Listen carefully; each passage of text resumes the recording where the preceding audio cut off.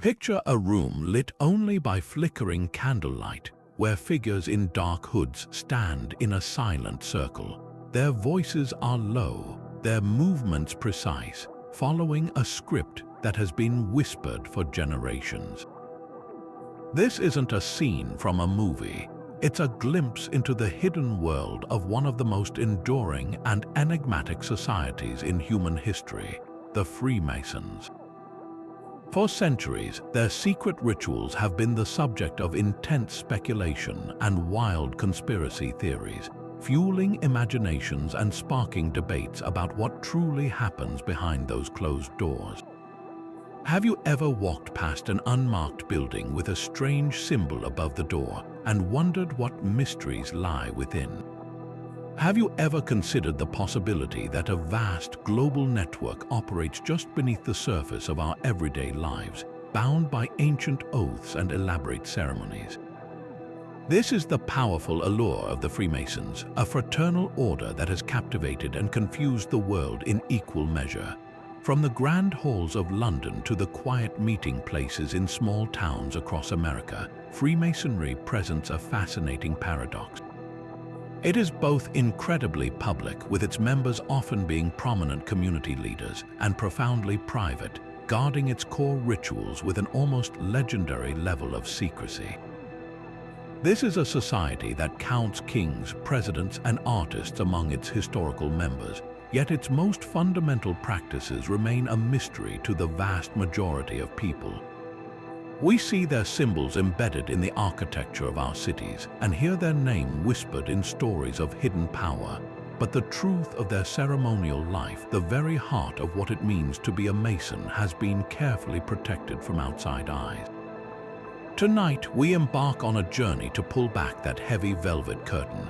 We are going to delve into the enigma of the Freemasons' rituals, to explore the symbolic language, the dramatic reenactments, and the profound meanings that have held this brotherhood together for more than 300 years. This is not just a history lesson, it is a detective story. We will be piecing together clues from old texts, examining the architecture of their lodges, and understanding the psychological power of ritual itself. What is the purpose of these elaborate ceremonies? Are they simply quaint traditions, or do they hold a deeper key to understanding human connection and the search for meaning? We will explore the dramatic degrees of initiation, from the Entered Apprentice to the Master Mason, and uncover the allegorical lessons each one is designed to teach.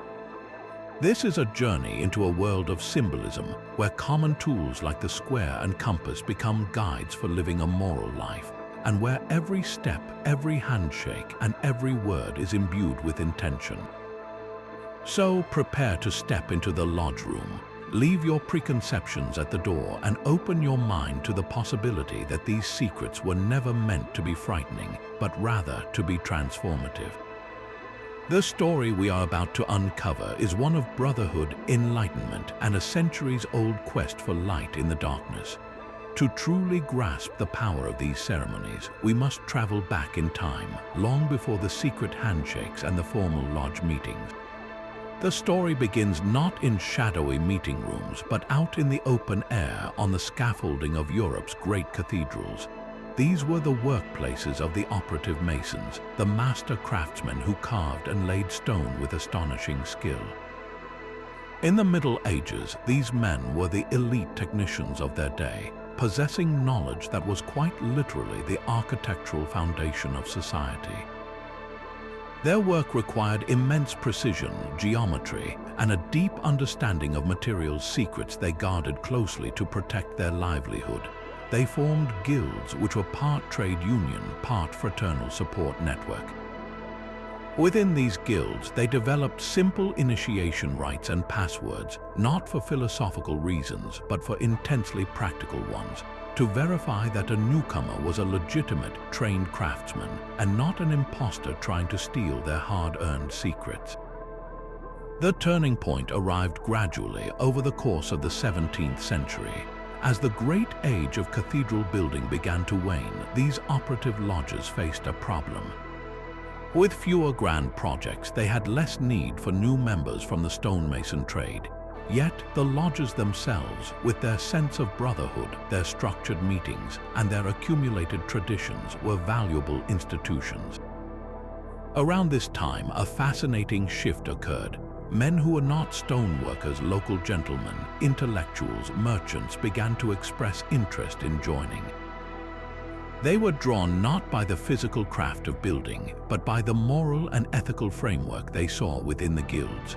They saw in the stonemasons' tools powerful metaphors for building a better self and a better society. This was the birth of what is known as speculative masonry.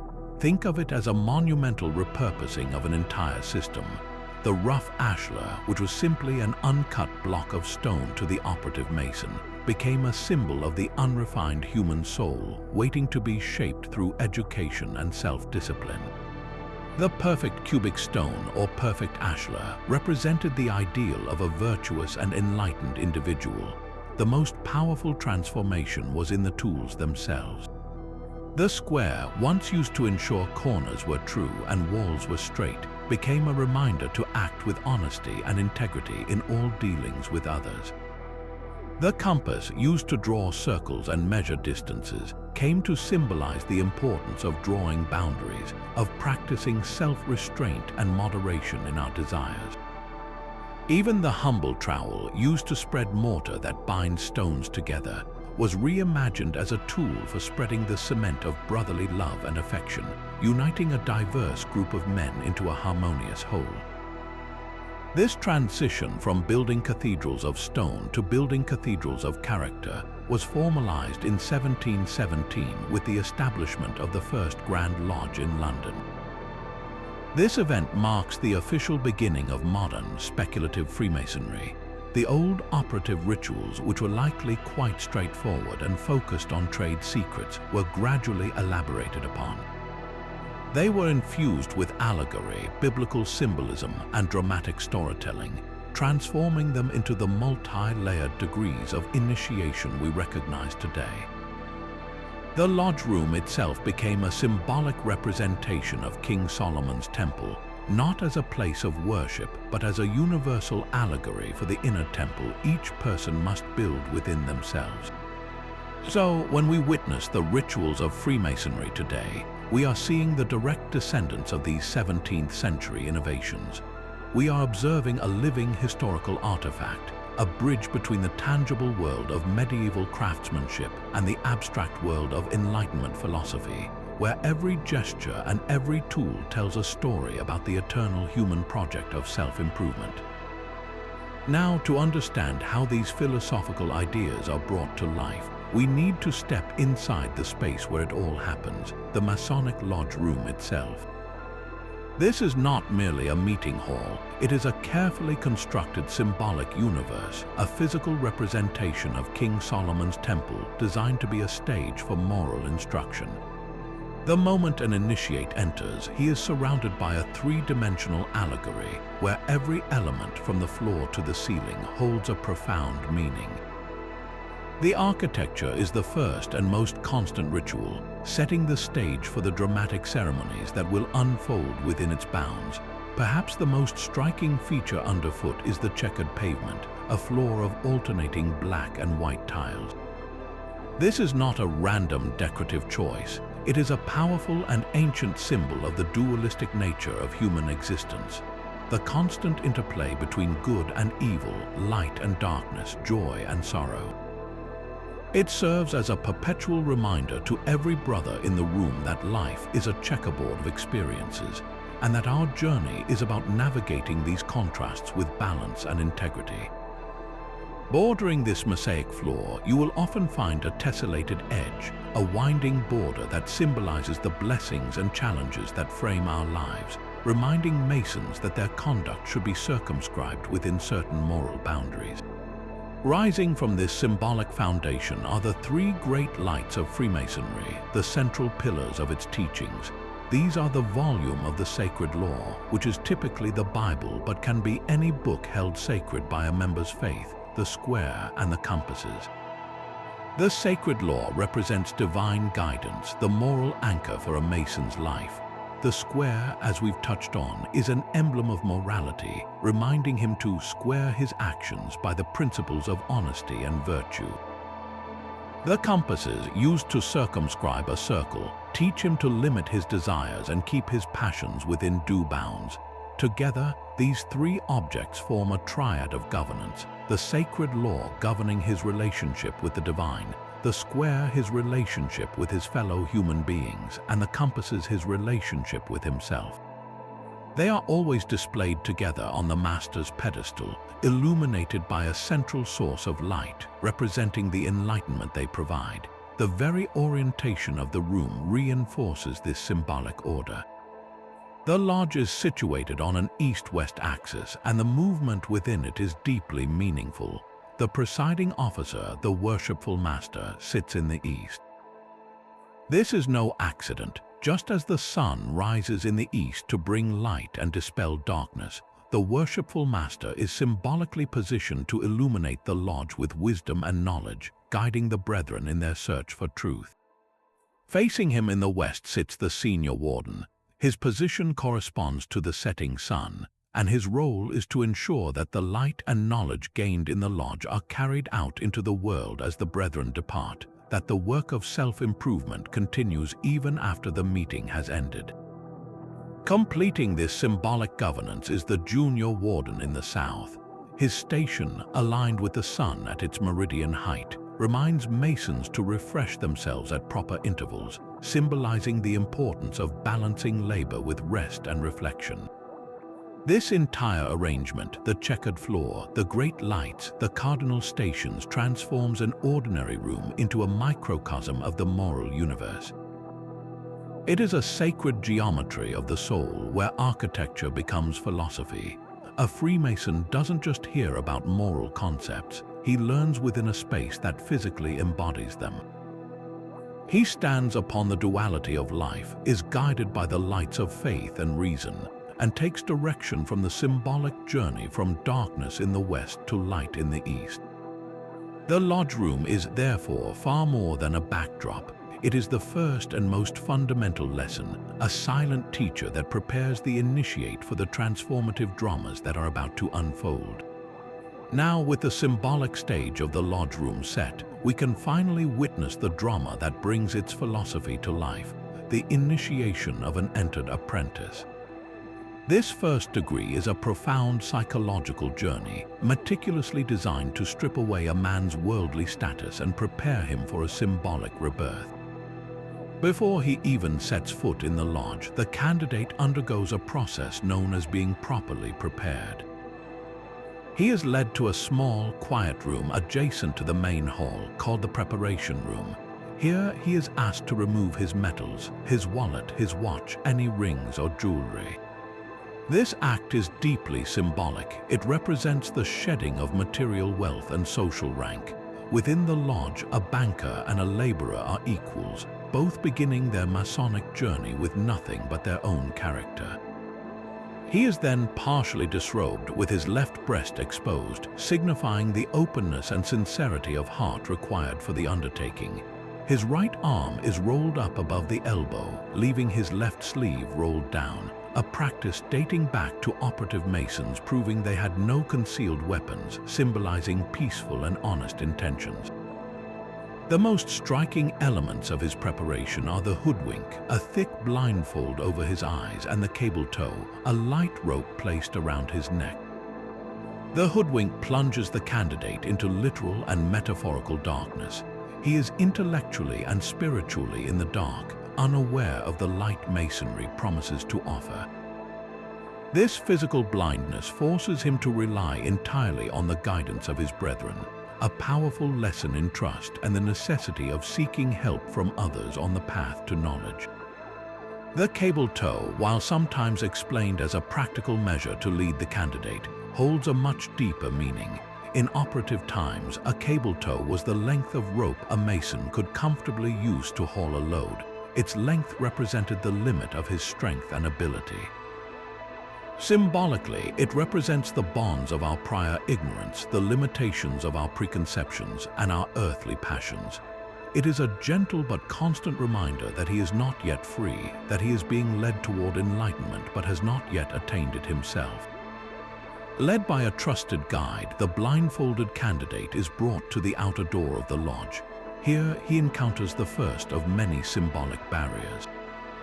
The Tyler, the guard outside the door, announces his presence with a series of knocks. The door opens slightly, and the senior deacon inside challenges the newcomer. A solemn dialogue ensues, a ritual question and answer session that has been repeated for centuries. The candidate is asked a fundamental question about his intentions, often phrased as, "What is the predominant wish of your heart?" His guided response is always the same: light. This single, powerful word is the core desire of every initiate. It is not merely physical light he seeks, but intellectual and spiritual illumination, a deeper understanding of himself, his purpose, and his place in the universe. After affirming his earnest desire for light, he is admitted into the lodge room, but his journey is far from over. Still hoodwinked, he is then led on a slow, deliberate circuit around the lodge room. This journey is not a random walk, it is a symbolic pilgrimage. As he moves, his other senses are heightened. He hears the solemn voices of the officers, feels the atmosphere of the room, and is made acutely aware of his own vulnerability. This circumambulation, moving from west to east, mirrors the apparent path of the sun.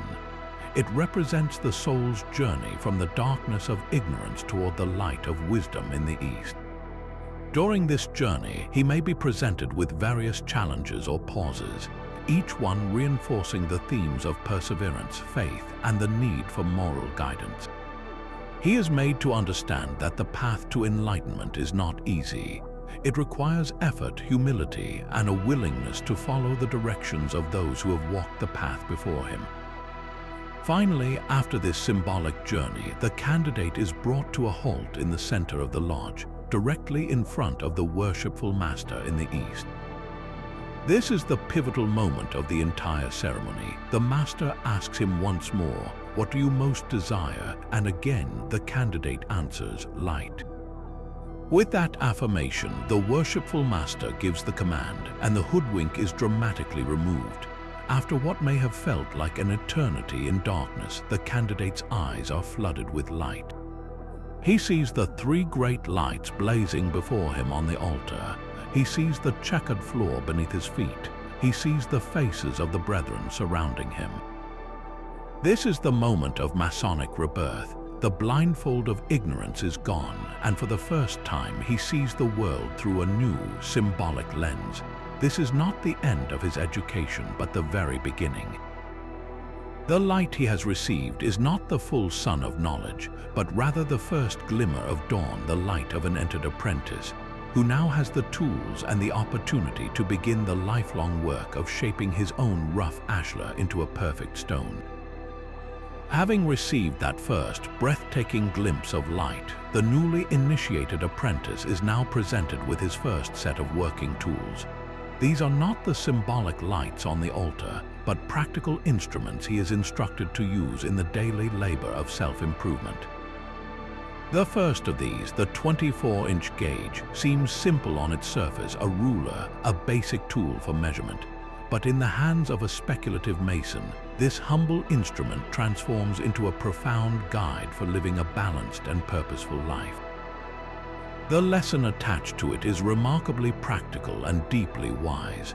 The 24 inches are said to represent the 24 hours of the day, which every person is given in equal measure. The apprentice is taught to divide this precious resource into 3 equal parts. 8 hours for the service of God and a distressed worthy brother, 8 hours for one's usual vocation, and 8 hours for refreshment and sleep. This is not merely a time management seminar from the 18th century. It is a philosophical blueprint for harmony.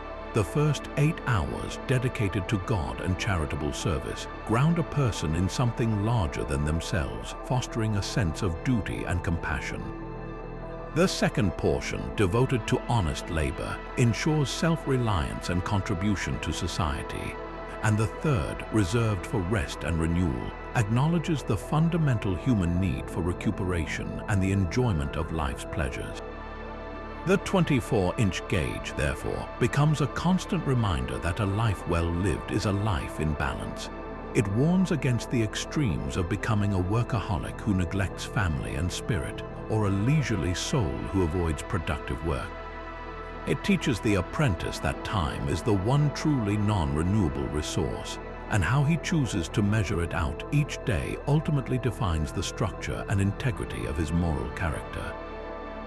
The second tool presented is the common gavel. This is not the finely crafted mallet used by the master of the lodge. It is the simple, rugged hammer used by the rough stonemason.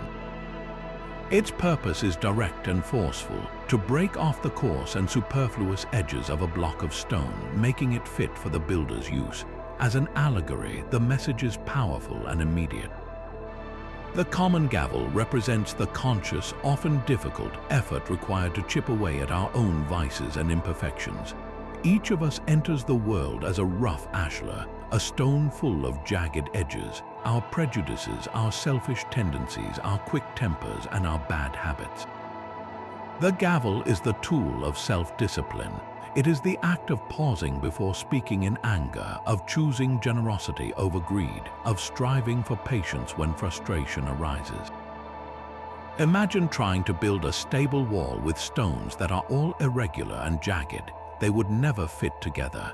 In the same way, a person who does not work to smooth their own rough edges will find it difficult to form harmonious relationships and contribute positively to their community. The work of the gavel is continuous and personal. No one else can wield it for you. It is the internal labor of introspection and moral courage, the daily choice to be a little better than you were the day before. The sound of that gavel striking stone is the sound of personal growth, sometimes loud and jarring, sometimes a gentle tap, but always purposeful. Together, these two tools provide the entered apprentice with a clear and actionable path forward. The 24-inch gauge helps him manage his most valuable asset, his time, ensuring he builds a life of balance. The common gavel gives him the means to work on the primary material of that construction, his own character. With these instruments in hand, the apprentice is no longer a passive recipient of light. He becomes an active laborer in the quarry of his own soul, ready to begin the long and rewarding work of building something beautiful and enduring. Having been equipped with the tools for self-discipline and balance, the entered apprentice is now prepared to ascend to the next stage of his journey, the fellowcraft degree. If the first degree symbolizes a birth into a new world of moral awareness, this second degree represents a passage into the intellectual prime of life, a stage dedicated to the vigorous and systematic cultivation of the mind.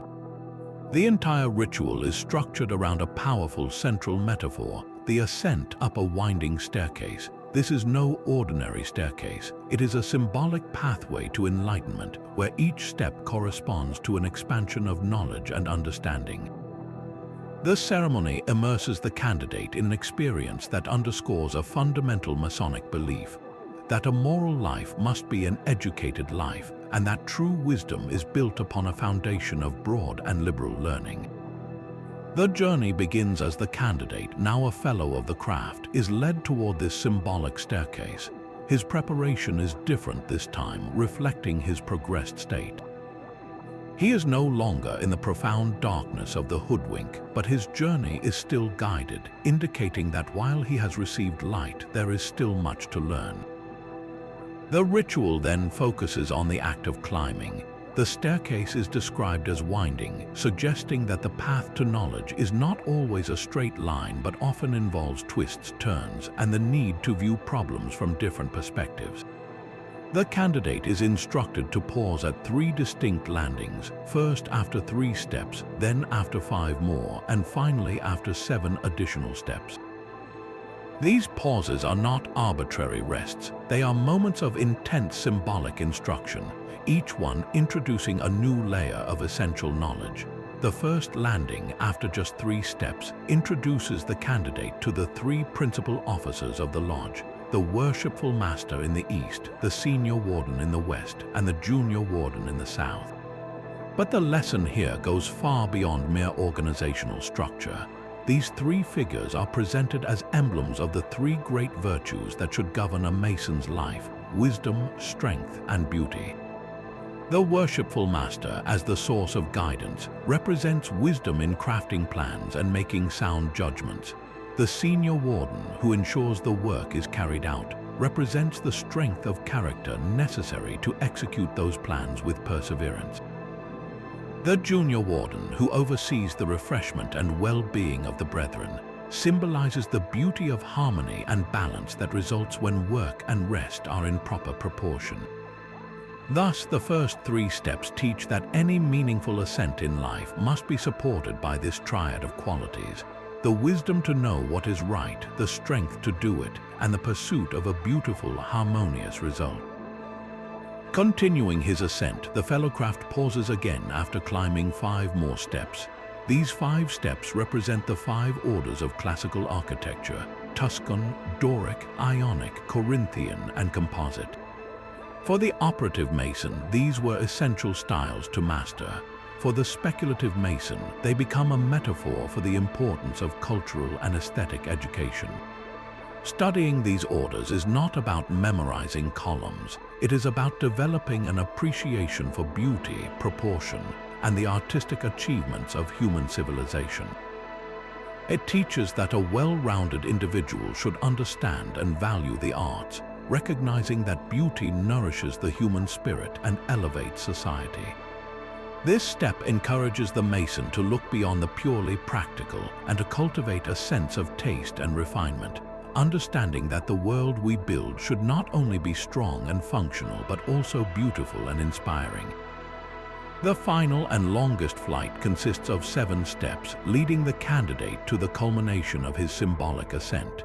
These 7 steps correspond to the 7 liberal arts and sciences, the cornerstone of a classical education, divided into 2 groups. The first group, the trivium, consists of grammar, rhetoric, and logic. Grammar provides the structure for clear communication. Rhetoric teaches the persuasive and effective use of language, and logic offers the tools for sound reasoning and discerning truth from falsehood. The second group, the quadrivium, comprises arithmetic, geometry, music, and astronomy. Arithmetic deals with numbers and calculation. Geometry, held in particularly high esteem by Masons, explores the principles of measurement and space. Music reveals the laws of harmony and proportion, and astronomy opens the mind to the vast, ordered cosmos. Together, these 7 disciplines represent a complete system for training the mind. They equip an individual to think clearly, communicate effectively, understand the physical world, and appreciate the underlying mathematical harmony of the universe. This entire ritual of the winding staircase serves as a powerful mandate for lifelong learning. It argues that intellectual curiosity is not a distraction from the moral work of the first degree, but its essential complement. A person cannot truly square their actions with the square of virtue if they cannot think logically. They cannot circumscribe their desires with the compasses if they lack the wisdom gained from studying history, philosophy, and the sciences. The fellowcraft degree transforms the lodge from a moral workshop into a university of the soul, emphasizing that light is not just a single moment of revelation, but an ever-brightening dawn achieved through continuous and dedicated study. The candidate, having symbolically climbed through the core fields of human knowledge, is left with a clear charge. His labor is no longer just about chipping away at his own imperfections, but about actively filling the resulting void with light, knowledge, and a profound understanding of the world and his place within it. Arriving at the summit of that winding staircase, the fellowcraft finds himself standing between 2 monumental symbols, the great pillars that flank the entrance to the mythical heart of Masonry, King Solomon's Temple. These are not merely decorative columns, they are known by name and carry a weight of meaning that resonates through the entire Masonic journey. To the left stands Bose, a name often interpreted to mean "in it is strength." To the right stands Jachin, meaning "he shall establish." their presence at the portal of the temple, and now at the threshold of the Fellowcraft's expanded understanding, marks a critical evolution in his symbolic education. He has moved from working on his own inner character with the gavel and gauge to understanding how that character must be grounded within a stable and enduring structure, just as a physical temple requires unshakable foundations. The historical and biblical context of these pillars is crucial to appreciating their power. According to the Book of Kings, these bronze pillars were crafted by the artisan Hiram Abiff, a figure of immense importance whom we will explore in greater depth later. They were staggeringly large and ornate, hollow castings adorned with networks of pomegranates and lily work. Their placement was intentional and profound. One could not enter the holy temple without first passing between them.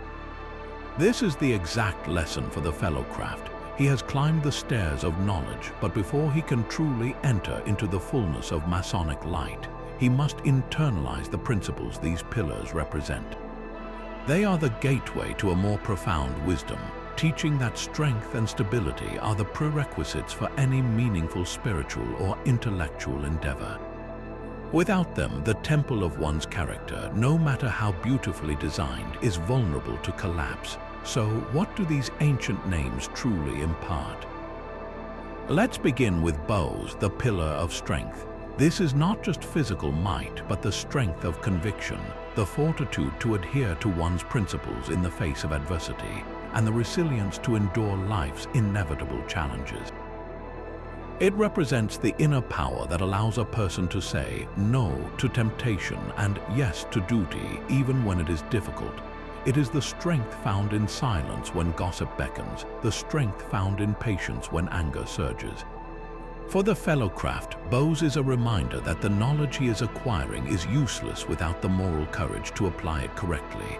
A brilliant mind without a strong character can be a dangerous thing capable of great harm. Bows ensures that the Mason's growing knowledge is anchored in integrity. Complementing this is Jachin, the pillar of establishment.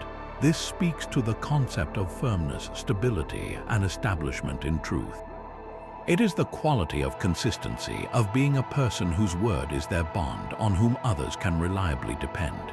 If bows is the power to build, Jachin is the principle that ensures what is built will last.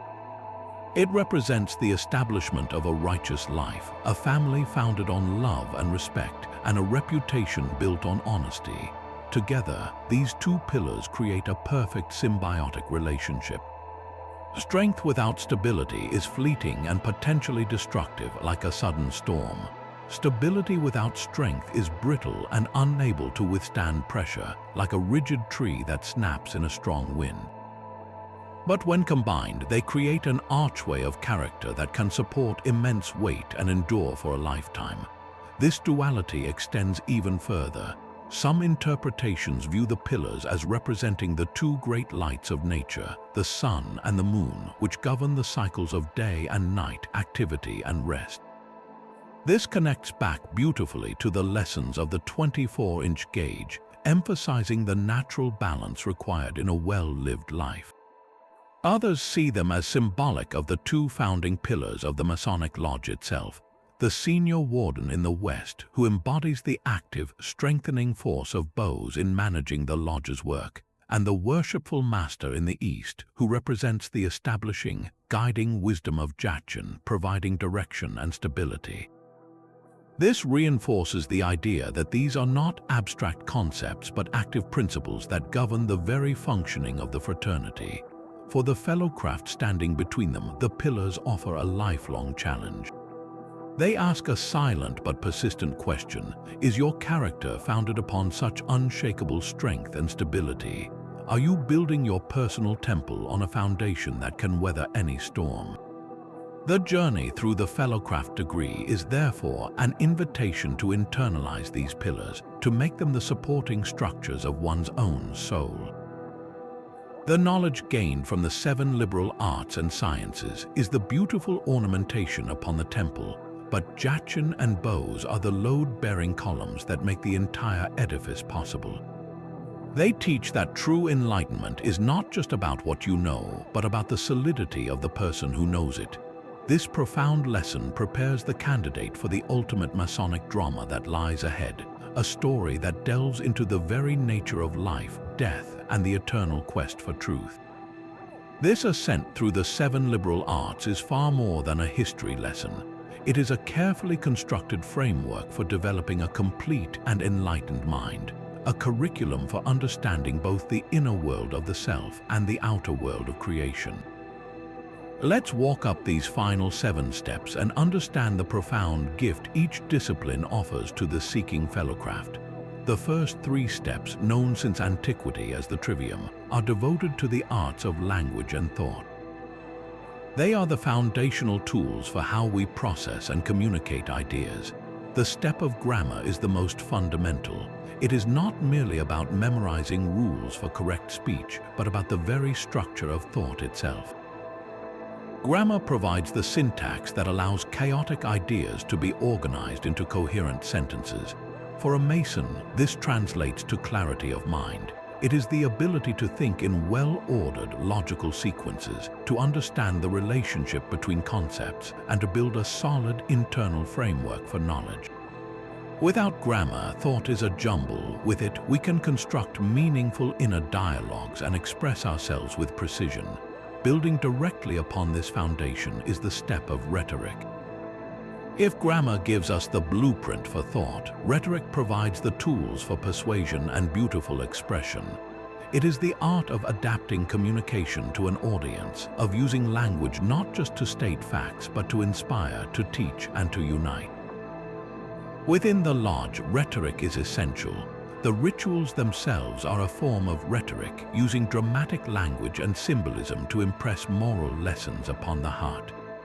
For the individual Mason, rhetoric is the skill that allows him to be an effective force for good in the world, to champion truth compellingly, to mediate disputes with wise words, and to spread the cement of brotherly love through thoughtful and empathetic communication.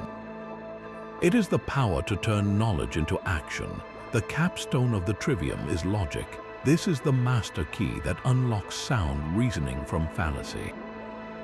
Logic provides the rules for valid argumentation, teaching the mind to draw correct conclusions from evidence and to detect error and deception.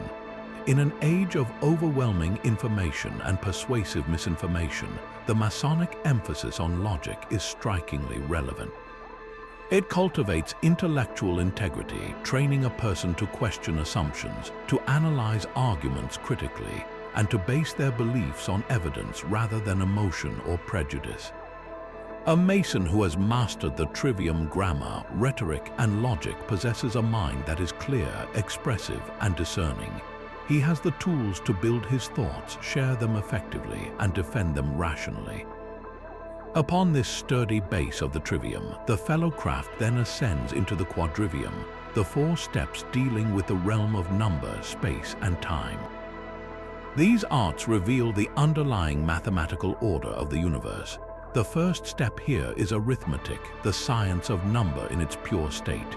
Beyond simple calculation, arithmetic introduces the mind to abstract concepts like proportion, relationship, and quantity.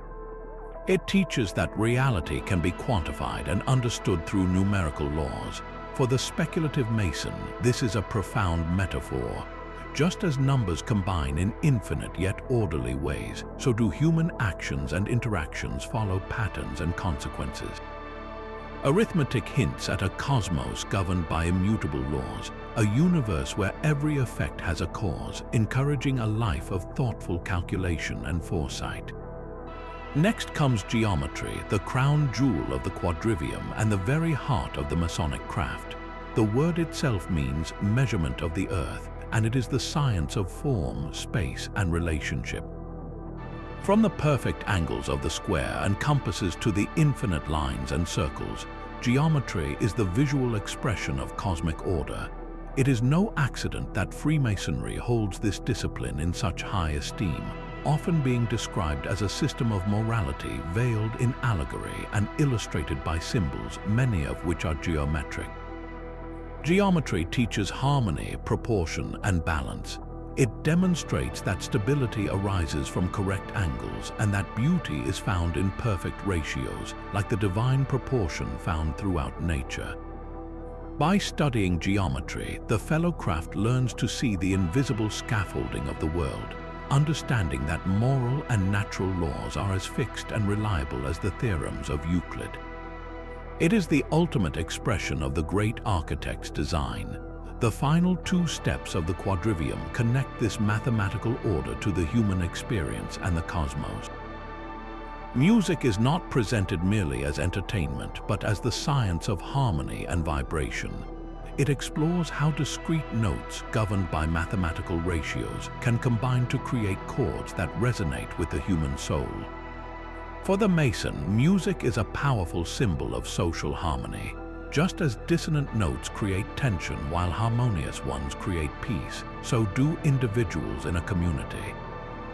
The lesson is that a well-ordered life and a well-ordered lodge should strive for the same consonants found in a beautiful piece of music, where different voices contribute to a greater harmonious whole. Finally, the seventh step is astronomy, the study of the celestial bodies and the laws that govern their motion. This is the ultimate expansion of perspective. After focusing on the self, on language, and on the mathematical principles of Earth, astronomy lifts the fellowcraft's gaze to the heavens. It reveals a cosmos of breathtaking scale and impeccable order, where planets orbit stars with clockwork precision.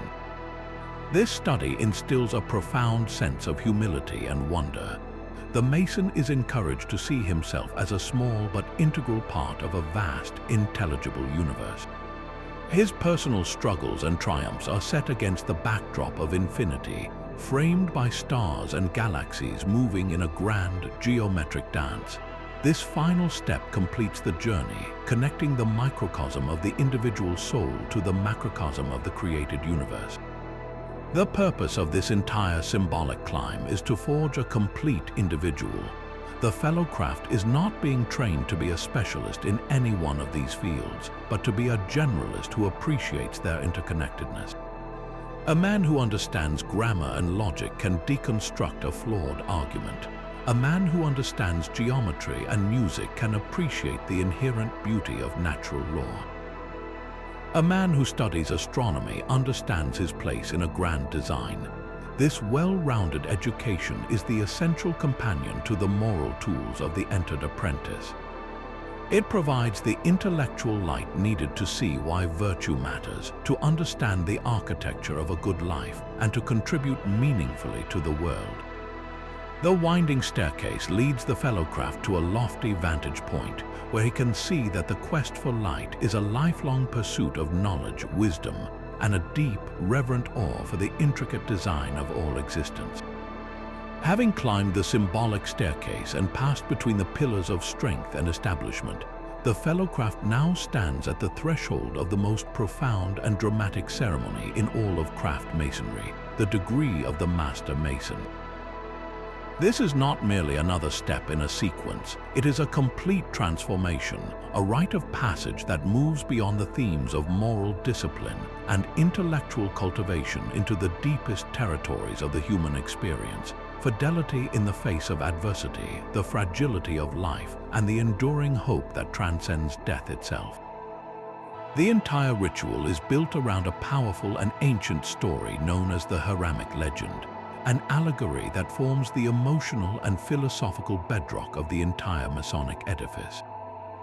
The story centers on a singular, pivotal figure, Hiram Abiff. He is not a mythical king or a distant prophet, but a master craftsman. According to the biblical narrative and Masonic tradition, Hiram Abiff was the gifted artisan brought from Tyre by King Solomon to oversee the construction and adornment of the temple in Jerusalem. He was a man of unparalleled skill, possessing the secret knowledge of the Master's word, a word that enabled him to direct the work of thousands of craftsmen with perfect harmony. In the Masonic allegory, Hiram represents the pinnacle of human achievement, the perfect blend of wisdom, strength, and beauty embodied in a single individual.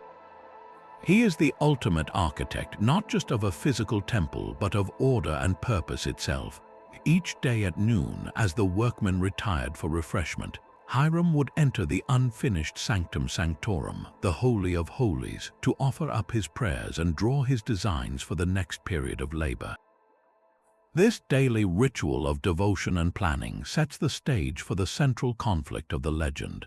The tranquility of this great work is shattered by a conspiracy of ignorance and greed. 3 fellow crafts, dissatisfied with their station and eager to attain the privileges of a master mason before they have earned them through merit and time, plot to extract the master's word from Hiram by force. They lie in wait at the 3 entrances to the temple, the west, south, and east gates. As Hiram attempts to leave after his noontime prayers, he is confronted at each gate in turn. The first ruffian, stationed at the west gate, demands the secret word. Hiram, a man of unwavering integrity, replies that the word cannot be communicated in such a manner. It is only earned through patience, diligence, and fidelity. Enraged by this refusal, the ruffian strikes Hiram on the forehead with a 24-inch gauge, the very tool meant for measuring a balanced life. Though wounded, Hiram staggers to the south gate, where he is met by the second conspirator. Again, he is demanded to give up the word, and again he refuses, upholding his sacred oath. This time, the blow is more severe, delivered with a common gavel, the tool intended for smoothing one's own imperfections, now perverted into an instrument of violence. Falling to his knees, Hiram crawls to the last gate in the east, the place of light, where he faces the third and most violent of the assailants. For a final time he is asked, and for a final time he remains steadfast. The third villain, using a heavy-setting maul, a tool meant to set stones firmly in place, deals Hiram a fatal blow. The Grand Master, the embodiment of divine order and skill, falls dead. The light is seemingly extinguished. This tragic moment resonates with universal themes. It is a story about the confrontation between integrity and expediency, between the patient pursuit of wisdom and the brutal demand for instant gratification. Hiram's refusal to betray his oath, even at the cost of his life, elevates fidelity to the highest possible principle. His death symbolizes the fragility of truth and beauty in a world often hostile to them. It represents how easily ignorance and violence can strike down progress, order, and enlightenment. The tools used in the attack are particularly poignant. They are the very emblems of Masonic labor, twisted from their purpose of construction into weapons of destruction. This serves as a stark warning about the dual nature of knowledge and power, that even the most virtuous tools can be corrupted when placed in the wrong hands and guided by impure intentions. The legend, however, does not end in despair. The murderers, attempting to hide their crime, bury Hiram's body in a shallow grave on a nearby hill, marking the spot with a sprig of acacia, a hardy evergreen shrub. The discovery of the body by a search party of 15 fellow masters initiates the second and most crucial part of the ritual, the symbolic raising. After a period of mourning, the masters exclaim that they cannot continue the work in the old way, but they can try to raise their master from the dead by using a substitute for the lost word. They form a circle, and using a powerful grip, they lift Hiram's body from the grave. This is not a literal resurrection, but a profoundly symbolic one. Hiram Abiff is raised not to continue his physical life, but to live on in the memory and the conduct of every master mason. This act of raising is the climax of the entire Masonic journey. It transmutes the story from a tragedy into a story of hope and renewal. The message is that while the physical body is mortal and can be destroyed by violence, the principles Hiram represented, integrity, dedication, and truth, are immortal. They can be resurrected in each new generation. When a candidate undergoes this degree, he symbolically takes the place of Hiram Abiff. He experiences the allegorical death of his old, unenlightened self and is raised to a new life as a master mason.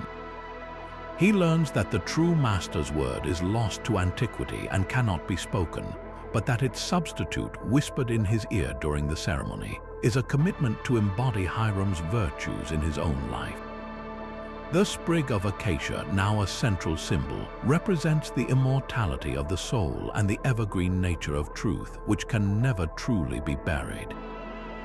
The Master Mason degree is therefore the culmination because it addresses the ultimate question that underlies all human striving.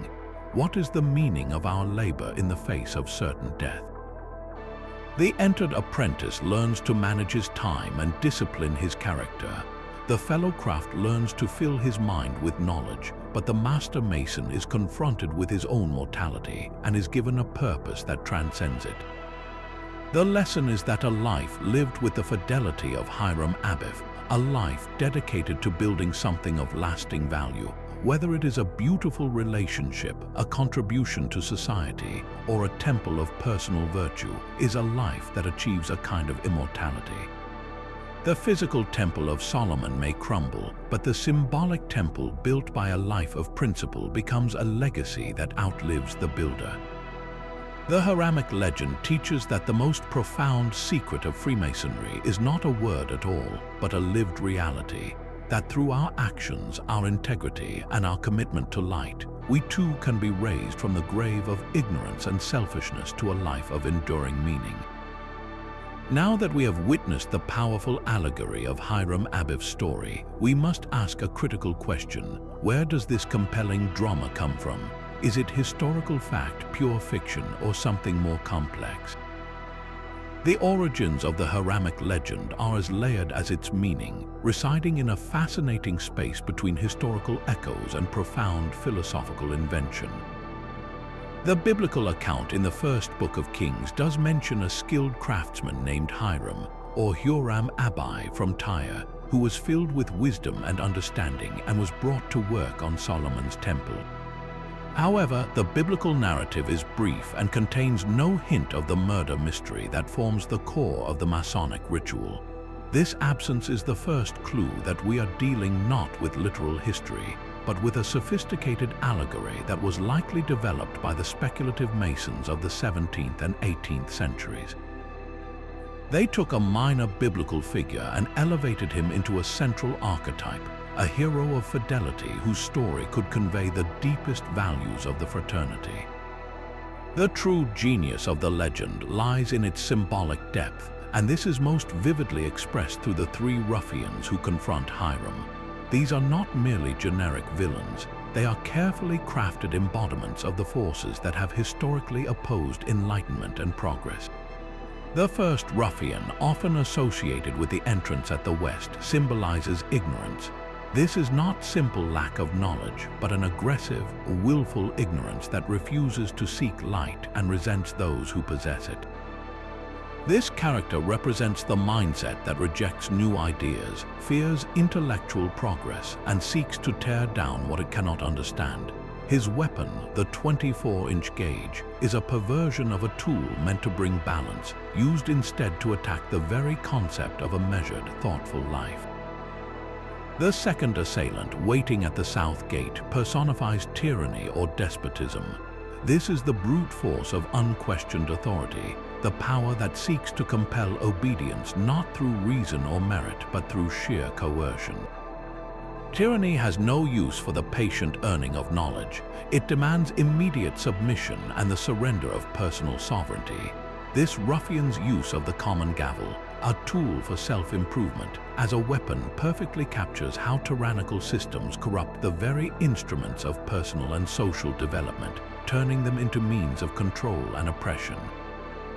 He represents all external forces that attempt to crush individual conscience and intellectual freedom. Finally, the third and most deadly ruffian, stationed at the east, the very place of light, stands for fanaticism. This is perhaps the most insidious foe, for it is an ideology or belief system that has become so rigid and uncompromising that it turns violent against any deviation from its own dogma. Fanaticism cannot tolerate alternative paths to truth. It claims a monopoly on light and seeks to destroy anything that challenges its absolute authority. By striking the fatal blow with a setting maul, a tool intended to fix a stone firmly in its place for the stability of the whole structure, Fanaticism demonstrates its desire to set society in a rigid, unyielding order of its own design, even if it means killing the spirit of free inquiry and creative genius that Hiram represents. Together, these three, ignorance, tyranny, and fanaticism, form a trifecta of darkness that has threatened seekers of truth throughout history. Hiram's response to this escalating violence is the moral heart of the entire allegory. At each gate, he gives the same answer: he cannot and will not divulge the secret. His refusal is not an act of stubbornness, but the ultimate expression of fidelity. He remains faithful to his oath, to his craft, and to the principle that true knowledge cannot be stolen or seized. It must be earned through diligent effort and a purified heart. In choosing death over betrayal, Hiram teaches a lesson that resonates far beyond the lodge room. It is a lesson about the integrity of the individual conscience. It asks us what principles we hold so dear that we would not abandon them, even under the most extreme pressure. This is not a call for martyrdom in the literal sense, but a powerful metaphor for the everyday courage required to stand up for what is right, to speak truth when lies are convenient, to act with integrity when corruption is rewarded, and to pursue knowledge when ignorance is the easier path. The legend's enduring power comes from this universal application. Every person faces their own versions of these three ruffians. We encounter ignorance when we are tempted to accept simplistic answers to complex problems.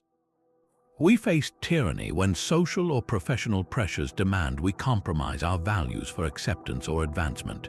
We confront fanaticism when rigid ideologies, whether political, religious, or social, try to force us into a mold that violates our core beliefs.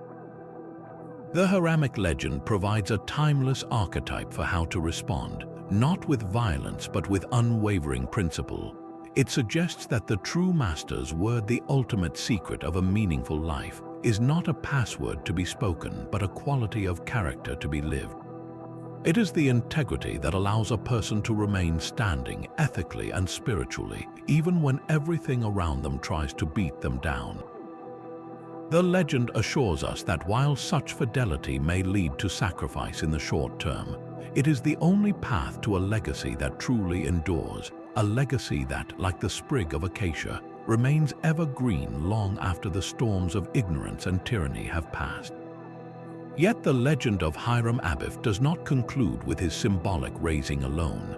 His story culminates in a powerful and practical lesson on how a master mason is to live. This teaching is delivered through a profoundly intimate part of the ritual known as the 5 points of fellowship. If the Hiramic legend is the soul of the third degree, then the 5 points are its beating heart, translating the epic themes of fidelity and sacrifice into a concrete, actionable code of conduct for daily life. This is where the allegory becomes a personal charge, a moral compass that guides a mason's every interaction with his brethren. The points themselves refer to 5 specific parts of the body that are symbolically brought into contact, creating a powerful physical metaphor for interconnectedness. The first point is foot to foot. The lesson attached to this is that a master mason should never hesitate to go on a brother's lawful and necessary errand, even if it requires walking a mile barefoot over rough terrain, so long as it does not harm himself or his family. This is not about blind obedience, but about the profound duty of active support. It signifies a willingness to take tangible, sometimes difficult, action to aid a brother in genuine need. The symbolism of the feet, our means of moving through the world, reinforces that this is an active, not a passive, commitment. It is the promise to walk the difficult path alongside a brother, sharing his burden through direct involvement. The second point is knee to knee. This teaches that a mason should always pray for a brother's welfare, and that his petitions to the divine should never cease so long as his brother has a want. The contact at the knees, the joint used for supplication and humility, powerfully evokes the act of prayer. This point underscores the spiritual dimension of brotherhood. It recognizes that some challenges are beyond mere physical aid, requiring a higher intervention or the solace of spiritual support. It binds Masons together not just in action, but in a shared spiritual solidarity, reminding each member that he is perpetually in the thoughts and prayers of his fellows, creating an invisible network of mutual spiritual sustenance. The third point introduces a more solemn duty, hand to hand. This is not merely a handshake, though the Masonic handshake is its outward expression. The lesson is that a Mason should defend a brother's character in his absence, just as he would in his presence, and that he should never give a brother a potentially harmful blow without first giving a warning with the back of the hand. This point is the bedrock of trust and confidentiality. The hand represents our power to act and to interact. Hand to hand is a pledge to use that power to protect, not to harm. It forbids gossip and slander, demanding that a brother's reputation be safeguarded with the same vigor one would defend one's own. The warning with the back of the hand is a striking allegory for giving a brother the benefit of the doubt, for offering a chance to correct a mistake before any public or private condemnation. It is a commitment to conflict resolution that prioritizes preservation over punishment. The fourth point, perhaps the most evocative, is ear to ear.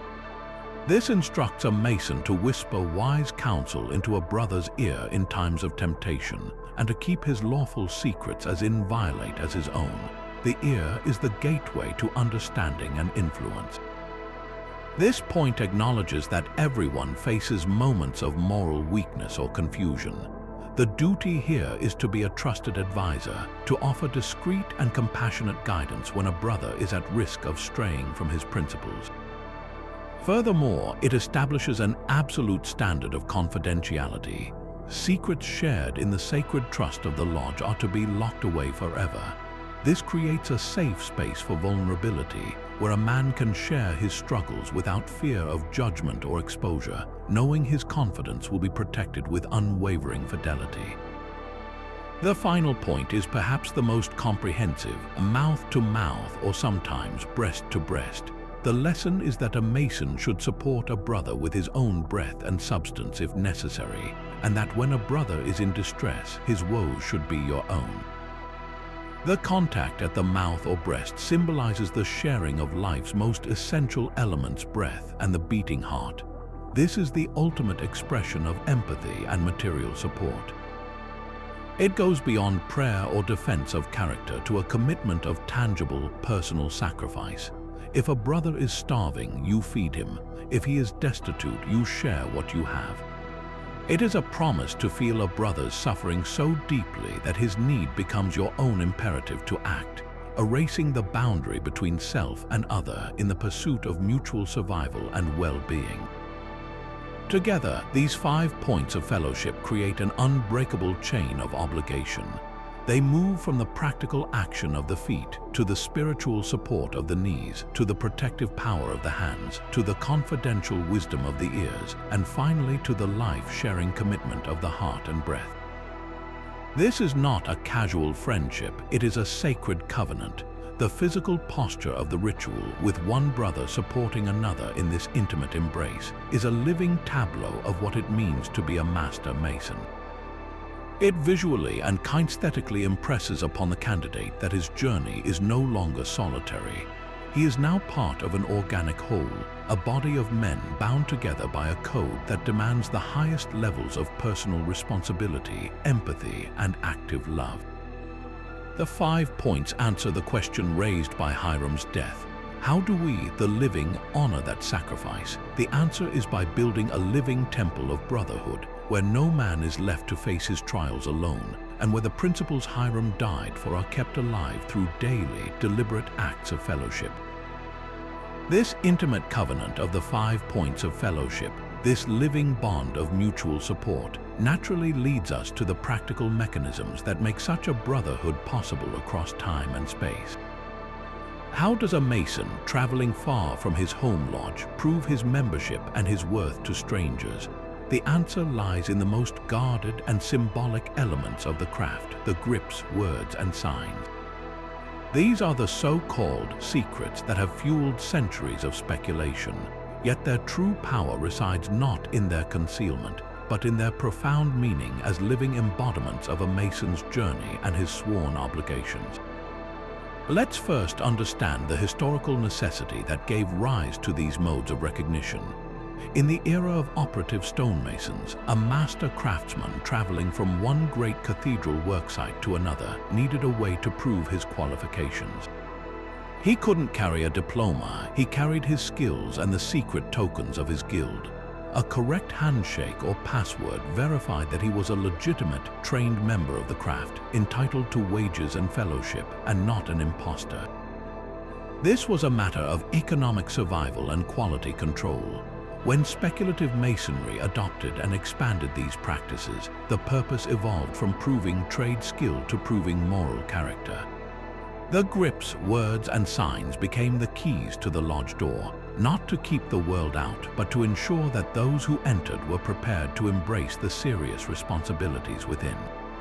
They are the authenticating marks of a man who has undergone the transformative trials of the degrees and has sworn to live by their principles.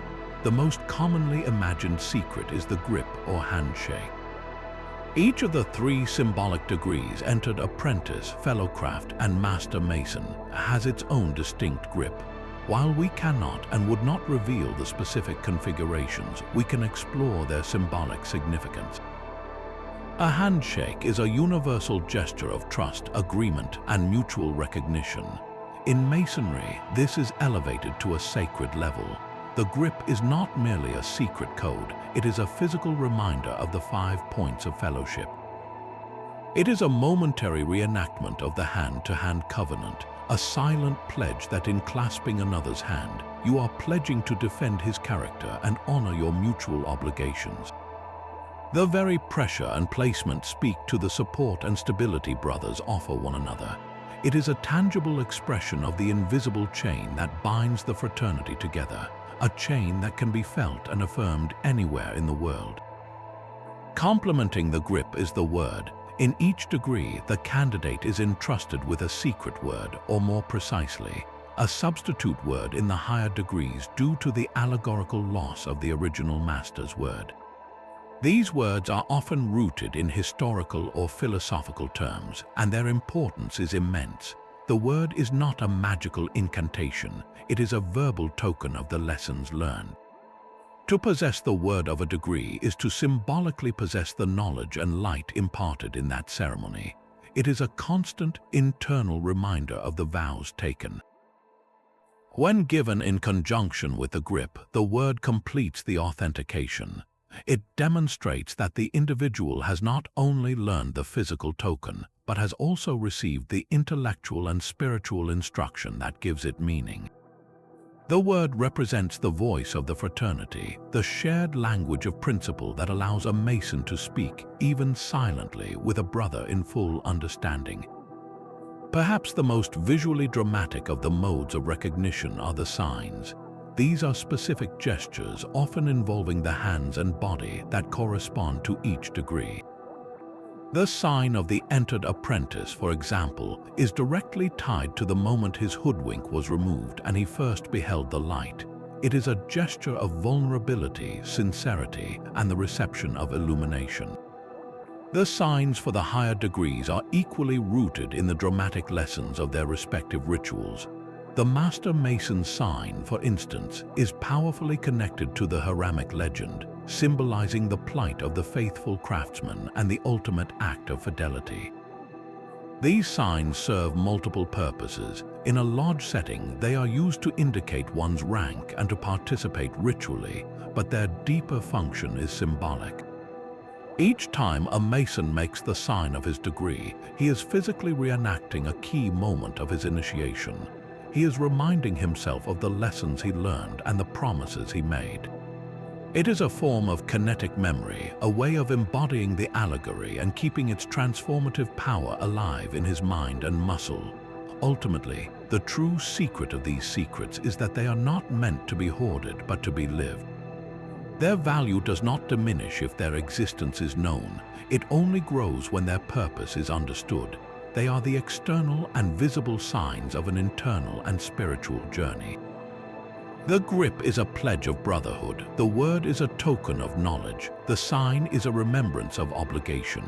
Together, they form a comprehensive system that allows a Mason to carry the entire philosophy of the lodge within his own person, in his hand, on his tongue, and in his posture. They ensure that the fraternity is not just a social club, but a living tradition where every meeting, every greeting, is a reaffirmation of a commitment to build a better self and a better world. The mysteries are not hidden in dusty books, but are practiced in the daily conduct of millions of men who have pledged, through a simple handshake, a whispered word, and a meaningful gesture, to support each other in that noble labor.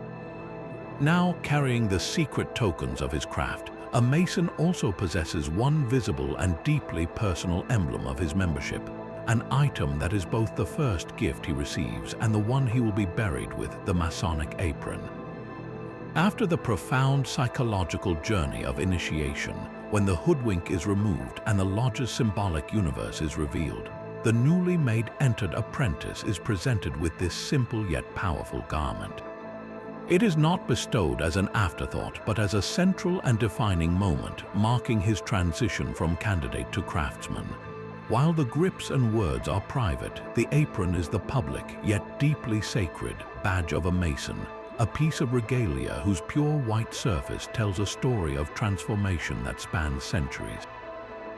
To understand its profound significance, we must once again look to the operative roots of the fraternity. For the medieval stonemason working on a cathedral, his apron was not a symbol, it was an essential piece of safety equipment. Made from thick leather, it protected his clothing and body from the sharp chips of stone, the coarse grit of mortar, and the general wear and tear of hard physical labor. It was the uniform of a working man, a testament to the dignity of skilled craftsmanship. When speculative masonry emerged, this purely practical item underwent a remarkable metamorphosis. The heavy, stained leather apron of the operative Mason was replaced by one of pure, undyed lambskin. The material itself was chosen for its powerful allegorical meaning. Lambskin has long been a universal symbol of innocence, gentleness, and purity. In this new context, the apron was no longer a shield against physical debris, but a symbolic protector of the wearer's morality and a representation of the purity of heart required to undertake the Masonic journey. This transformation from practical tool to spiritual emblem is a perfect example of the speculative Masonic genius for finding profound meaning in everyday objects. The lambskin apron signifies that the Mason's labor is no longer with rough stone, but with the more delicate material of his own character. Just as the operative apron protected the Mason's body, the speculative apron represents the protection of a clean conscience and a virtuous life. It is a constant, tangible reminder that the work he is about to begin is sacred work. When he ties the strings of the apron around his waist, he is symbolically girding himself for the task of building his inner temple, armoring himself not with steel but with integrity.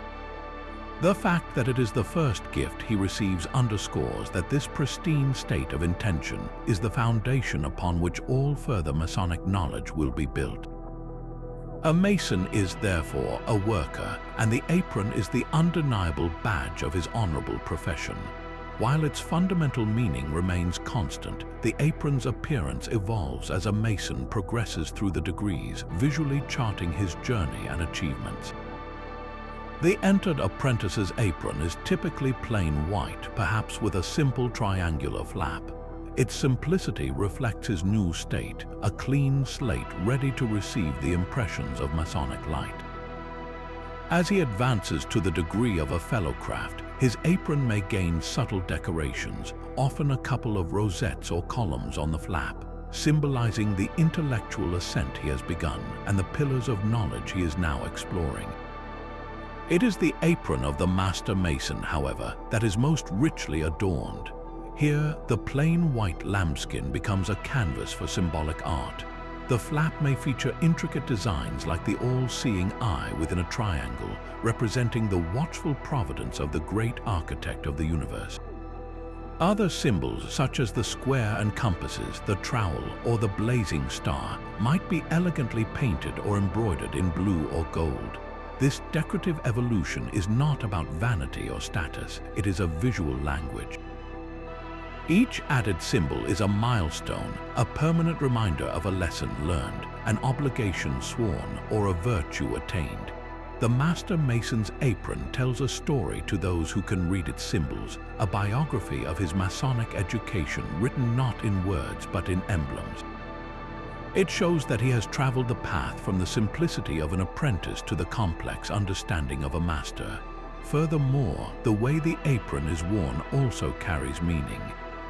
In some traditions, the flap is worn up during lodge labor, signifying active engagement in the work, and folded down when the lodge is at ease or during moments of refreshment.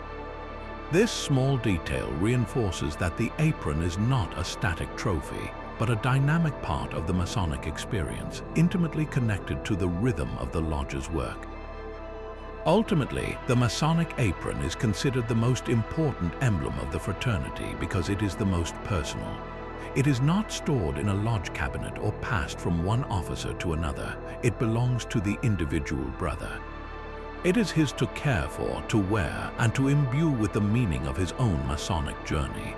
It is a silent teacher, prompting him to reflect on the purity of his intentions and the quality of his workmanship. It connects him directly to the ancient craftsmen who first wore aprons as a mark of their skill and pride. And in its most poignant tradition, it is often requested that a Mason be buried wearing his apron, a final testament that he lived his life as a worker on the level, trying to square his actions by the square of virtue, and that he departs this life with the badge of his honest labor still upon him, a symbol of hope for immortality of the soul, as evergreen as the sprig of acacia. But with all these tools, symbols, and rituals, how is a new Mason, still dazzled by the light of his initiation, supposed to make sense of it all? The sheer density of symbolic information can be overwhelming. This is where one of the most ingenious and beautiful teaching aids in all of Freemasonry comes into play, the tracing board. Imagine, if you will, a large painted canvas or wooden panel, rich with color and intricate detail, placed prominently in the center of the lodge room. It looks almost like a map of a strange and wonderful kingdom, and in a way that is exactly what it is. These boards are not merely decorations, they are visual textbooks, mnemonic devices, and narrative guides all in one. Each degree has its own unique tracing board, and for the Entered Apprentice, his board serves as a guided tour through the new symbolic universe he has just entered, translating the abstract lessons of the ritual into a coherent and memorable picture. The most prominent features on the Entered Apprentice's tracing board are often two distinct stones placed near its center. The first is the rough ashlar. This is a stone as it might come from the quarry, jagged, irregular, and unpolished. It is a direct and powerful representation of the individual at the beginning of his Masonic journey, a person in their natural state, full of potential but also burdened with imperfections, rough edges, and untamed passions. It is a symbol of humanity itself in its raw, unimproved condition.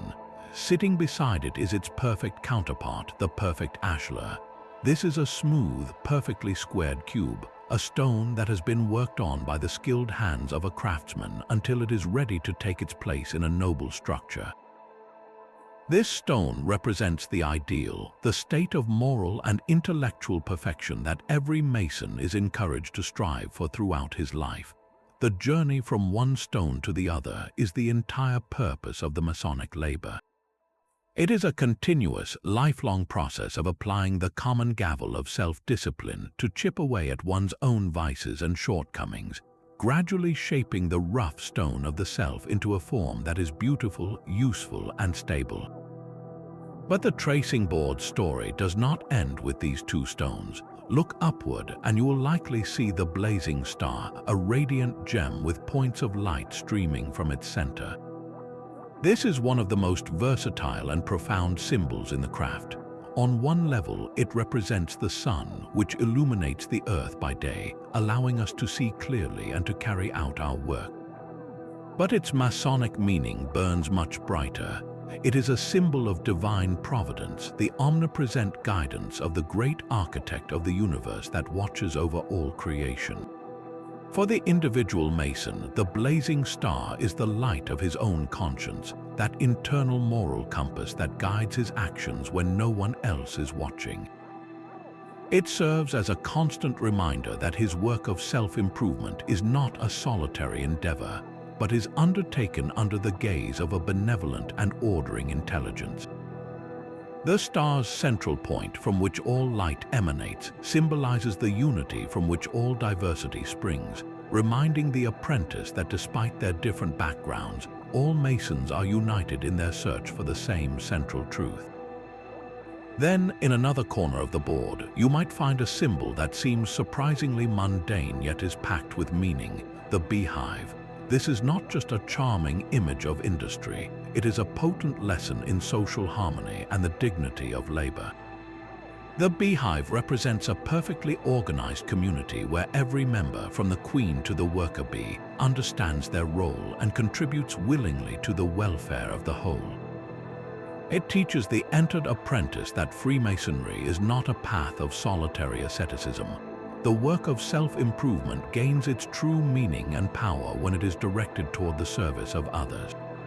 Just as bees work together to create something sweet and sustaining from the raw materials of nature, Masons are taught to work together to build a better society. The beehive is a silent sermon on the importance of activity, cooperation, and the idea that an individual finds his greatest purpose as part of a productive and harmonious community. It counters any potential selfishness in the quest for personal perfection by anchoring that quest firmly in the context of brotherly love and relief. The true magic of the tracing board lies in how it is used. It is not simply displayed and then ignored. During the lodge meeting, an officer, often the junior deacon, will deliver a lecture specifically about the board. He will point to each symbol in turn, explaining its history, its practical origin in operative masonry, and its speculative philosophical meaning. This oral tradition, passed down through generations, turns the static image into a living conversation. The board becomes a focal point for collective learning and reflection. For the new apprentice, it helps to organize the flood of new impressions from his initiation into a structured system he can understand and remember. For the experienced Mason, it serves as a point of return, a place to meditate on the foundational lessons and to discover new layers of meaning he might have missed before. The tracing board, therefore, is far more than a picture. It is a portal. It is the key that unlocks the allegorical language of the lodge room, transforming a bewildering array of symbols into a coherent map for the journey ahead.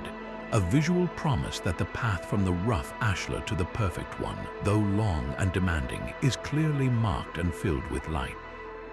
Yet for many Master Masons, the story of Hiram Abiff and the lost word does not feel entirely complete. The third degree concludes with a powerful substitute, a solemn promise to carry on the work, but a sense of incompletion lingers. What happened after the symbolic raising? Is the genuine word, the ultimate truth, forever lost to the ravages of ignorance and time? This very question leads us to a pivotal and highly revered extension of the craft known as the Holy Royal Arch. Often described as the completion of the Master Mason's journey, the Royal Arch is not merely a fourth degree, but rather the capstone of the entire symbolic temple, the final piece that brings the entire allegorical structure into perfect harmony. Imagine the first 3 degrees as the construction of a magnificent but unfinished arch. The Entered Apprentice degree provides the foundation and the rough stones. The Fellowcraft degree shapes and refines those stones with knowledge. The Master Mason degree places the keystone of mortality and fidelity into the structure. But an arch without its capstone is unstable. It has a void at its very summit. The Holy Royal Arch is that final, crucial stone. It completes the arch, locking all the other stones into place and allowing the structure to bear its full weight. This is the profound role the Royal Arch plays in the Masonic system. It provides the satisfying conclusion to the Hiramic legend, answering the question of what was lost and how it might be found again, not as a historical artifact, but as a living spiritual reality. The narrative of the Royal Arch ceremony is a dramatic departure from the setting of King Solomon's temple. It takes place generations later, after the Babylonians have destroyed the temple and carried the Jewish people into captivity. The story follows a group of devoted Israelites who, upon their return to Jerusalem from exile, undertake the arduous task of clearing away the rubble of their ruined temple to lay a new foundation for the future. This shift in time frame is deeply significant. It moves the Mason from the symbolic death of an individual to the collective tragedy and hopeful restoration of an entire people. The theme is no longer just personal fidelity, but communal perseverance, the undying human spirit that seeks to rebuild what has been broken, to find meaning and purpose even in the ashes of despair. As these returning exiles laboriously clear the debris, their work is not in vain. In the midst of the ruins, they make a series of astounding discoveries. They do not find the lost word itself, but they uncover something perhaps even more important, the means to rediscover it. The most celebrated of these finds is a secret vault, a hidden chamber that had survived the destruction. Within this vault, they discover artifacts of immense symbolic power, including a pedestal shaped like an altar. On this altar are engraved certain mysterious characters. It is through the deciphering of these characters, through the application of their collective knowledge and faith, that the secret is ultimately reconstructed. This process of discovery is the heart of the Royal Arch experience.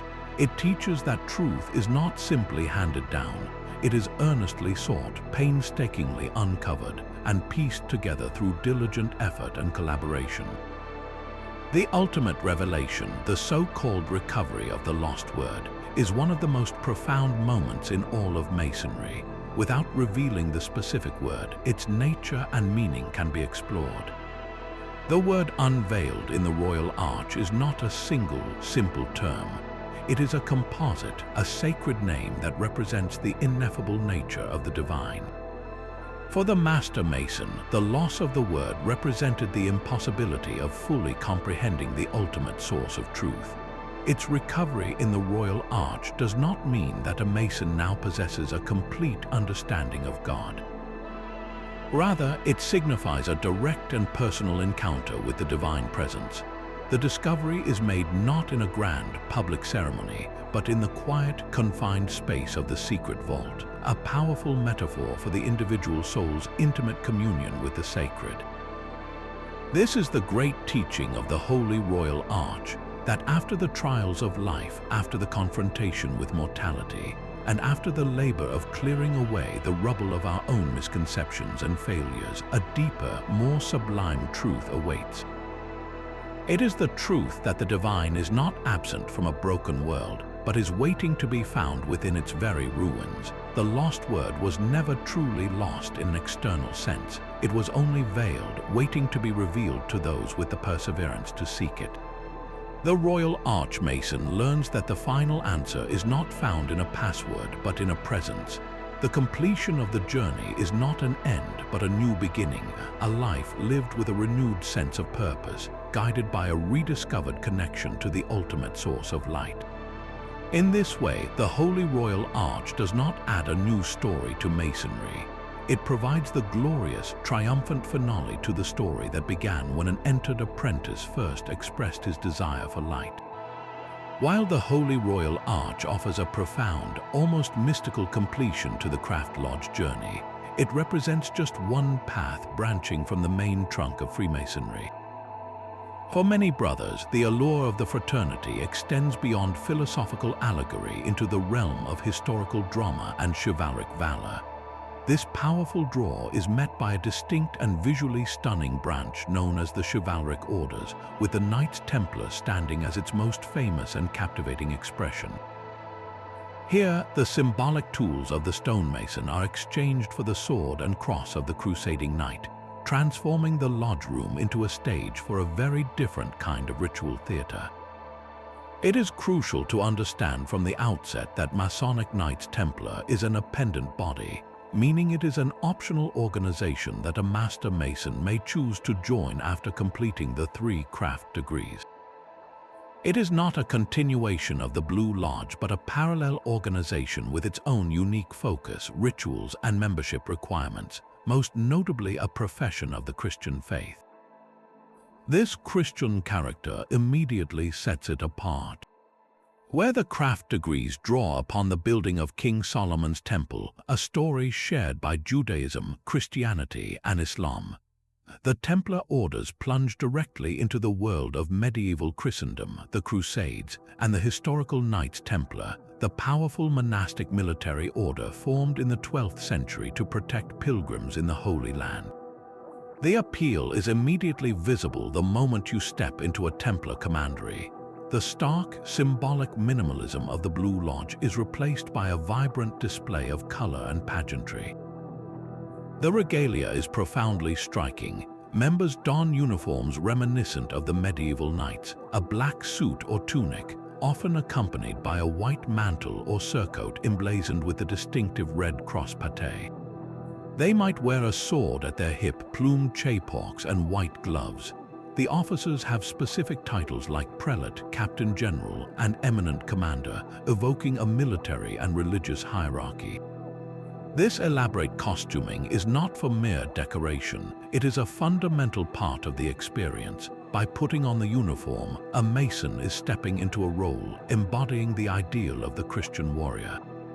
The ritual itself is less an allegorical lesson and more a historical drama, a piece of ritual theater that often portrays scenes from the Crusades or emphasizes themes of faith, perseverance, and martyrdom. Why would a modern man, already a member of a philosophical fraternity, be drawn to such an order? The answer lies in a deep-seated human desire for historical connection and pageantry that the craft degrees, in their pure, abstract form, do not directly fulfill. The 3 degrees of Freemasonry are timeless. Their lessons are universal and applicable to any era. The Knights Templar, however, are firmly rooted in a specific, romanticized period of history. For a brother fascinated by the Middle Ages, by tales of chivalry, honor, and sacred quests, the commandery offers a living, breathing connection to that past. It allows him to participate in a ritual that feels more like a reenactment, to touch the aura of a historical narrative that has captivated the Western imagination for centuries. It satisfies a yearning for tradition that is more tangible and narrative-driven than the abstract symbolism of the square and compasses. This is not to say the chivalric orders lack philosophical depth. The lessons are simply framed within a different context. The core Masonic tenets of brotherly love, relief, and truth are ever present, but they are now examined through the lens of Christian duty and martial honor. The rituals emphasize the importance of defending the Christian faith, not with literal violence, but through the strength of one's character and convictions. They explore the concept of sacrifice for a higher cause and the idea of being a soldier in a spiritual army fighting against ignorance and tyranny. The sword, for instance, is not a weapon of aggression but a symbol of the defense of truth and the protection of the innocent.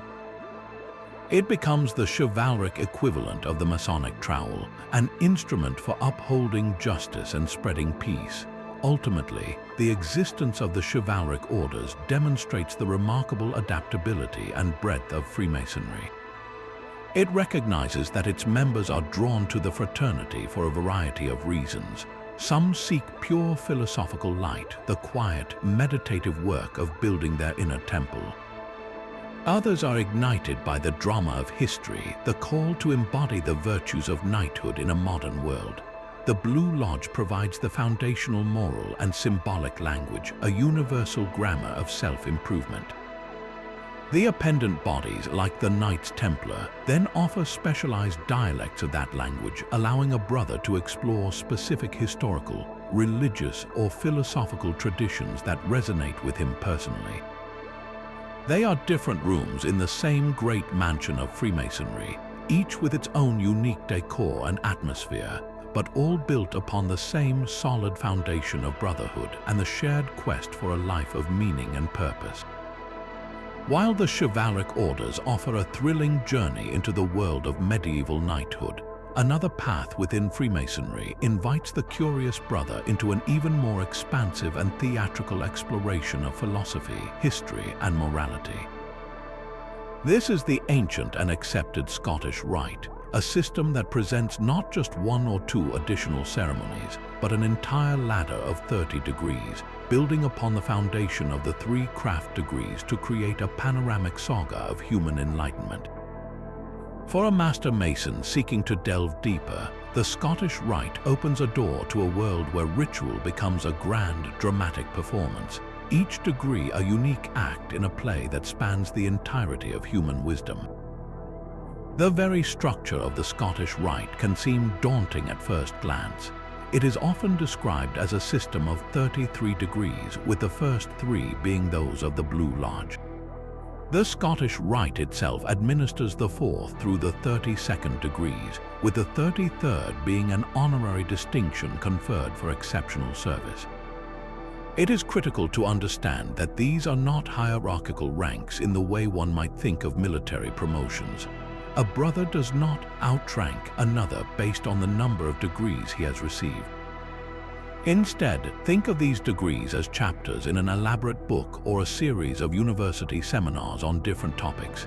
Each one is a self-contained dramatic presentation designed to illuminate a specific virtue, explore a historical allegory, or unpack a complex philosophical concept. The purpose is not to elevate one Mason above another, but to provide a rich and varied curriculum for those who wish to continue their Masonic education beyond the fundamental lessons of the Entered Apprentice, Fellowcraft, and Master Mason. The scale and theatricality of these rituals stand in stark contrast to the solemn, minimalist atmosphere of a Blue Lodge, where the craft degrees are often characterized by their quiet solemnity and potent simplicity. Scottish Rite ceremonies are known for their full-scale production value. Lodges or bodies of the Scottish Rite often perform these degrees with elaborate costumes, detailed sets, professional lighting, and sound effects. A candidate might find himself transported to the court of a medieval king, the philosophical schools of ancient Athens, or the deserts of the Holy Land. The rituals are not merely recited, they are performed by a cast of experienced brothers, turning the lodge room into a stage for moral instruction on an epic scale. This theatrical approach is designed to engage the senses and emotions fully, making the lessons not just intellectually understood but viscerally felt and remembered. So, what are the themes explored in this grand theatrical cycle? The journey through the Scottish Rite degrees is a whirlwind tour of Western esoteric and philosophical tradition. Early degrees often revisit and elaborate on the story of the Master Mason degree, offering different perspectives on the Hiramic legend. As one ascends, the themes broaden dramatically. You might encounter degrees based on the chivalric codes of the Knights of St. Andrew, lessons on jurisprudence and justice drawn from the courts of ancient Israel, or philosophical explorations of the nature of time and mortality inspired by the myths of ancient Egypt. The degrees are not presented in a strict chronological order, but are organized to create a flowing narrative of spiritual and intellectual ascent, each building upon the ideas of the last. A central theme woven throughout many of these degrees is the concept of travel and pilgrimage. The candidate is repeatedly placed in the role of a seeker on a journey, encountering various guides and challenges along the way. This mirrors the Masonic belief that life itself is a pilgrimage toward greater light. For instance, a degree might cast the candidate as a knight-errant searching for a lost word, or as a philosopher traveling to distant lands to gather wisdom from different cultures. This recurring motif reinforces the idea that the pursuit of truth is an active, lifelong endeavor, requiring courage, curiosity, and a willingness to venture into the unknown. The Scottish Rite provides the symbolic maps and vehicles for this inner journey, offering a diverse set of tools and perspectives for the seeking Mason. Perhaps the most profound contribution of the Scottish Rite is its emphasis on the application of Masonic principles to the wider world. While the Blue Lodge focuses intensely on the construction of the individual's inner temple, the Scottish Rite pushes the gaze outward, challenging the brother to consider his role in building a better society. Degrees focused on justice, liberty, and tolerance encourage Masons to become active, positive forces in their communities. The ultimate degrees of the Rite are less about personal morality and more about one's duty to humanity. They teach that the light gained through Masonic study is not to be hidden under a bushel but should be used to illuminate the path for others, to combat tyranny, and to relieve the suffering of mankind. In this way, the Scottish Rite completes the Masonic arc, guiding the brother from the work of self-improvement to the nobler labor of service to all of humanity, fulfilling the promise of that first heartfelt desire for light. Yet, for all the grandeur of the Scottish Rite and the valor of the Knights Templar, a fundamental question has lingered at the edges of Freemasonry for much of its history. Where do women fit into this vast symbolic universe?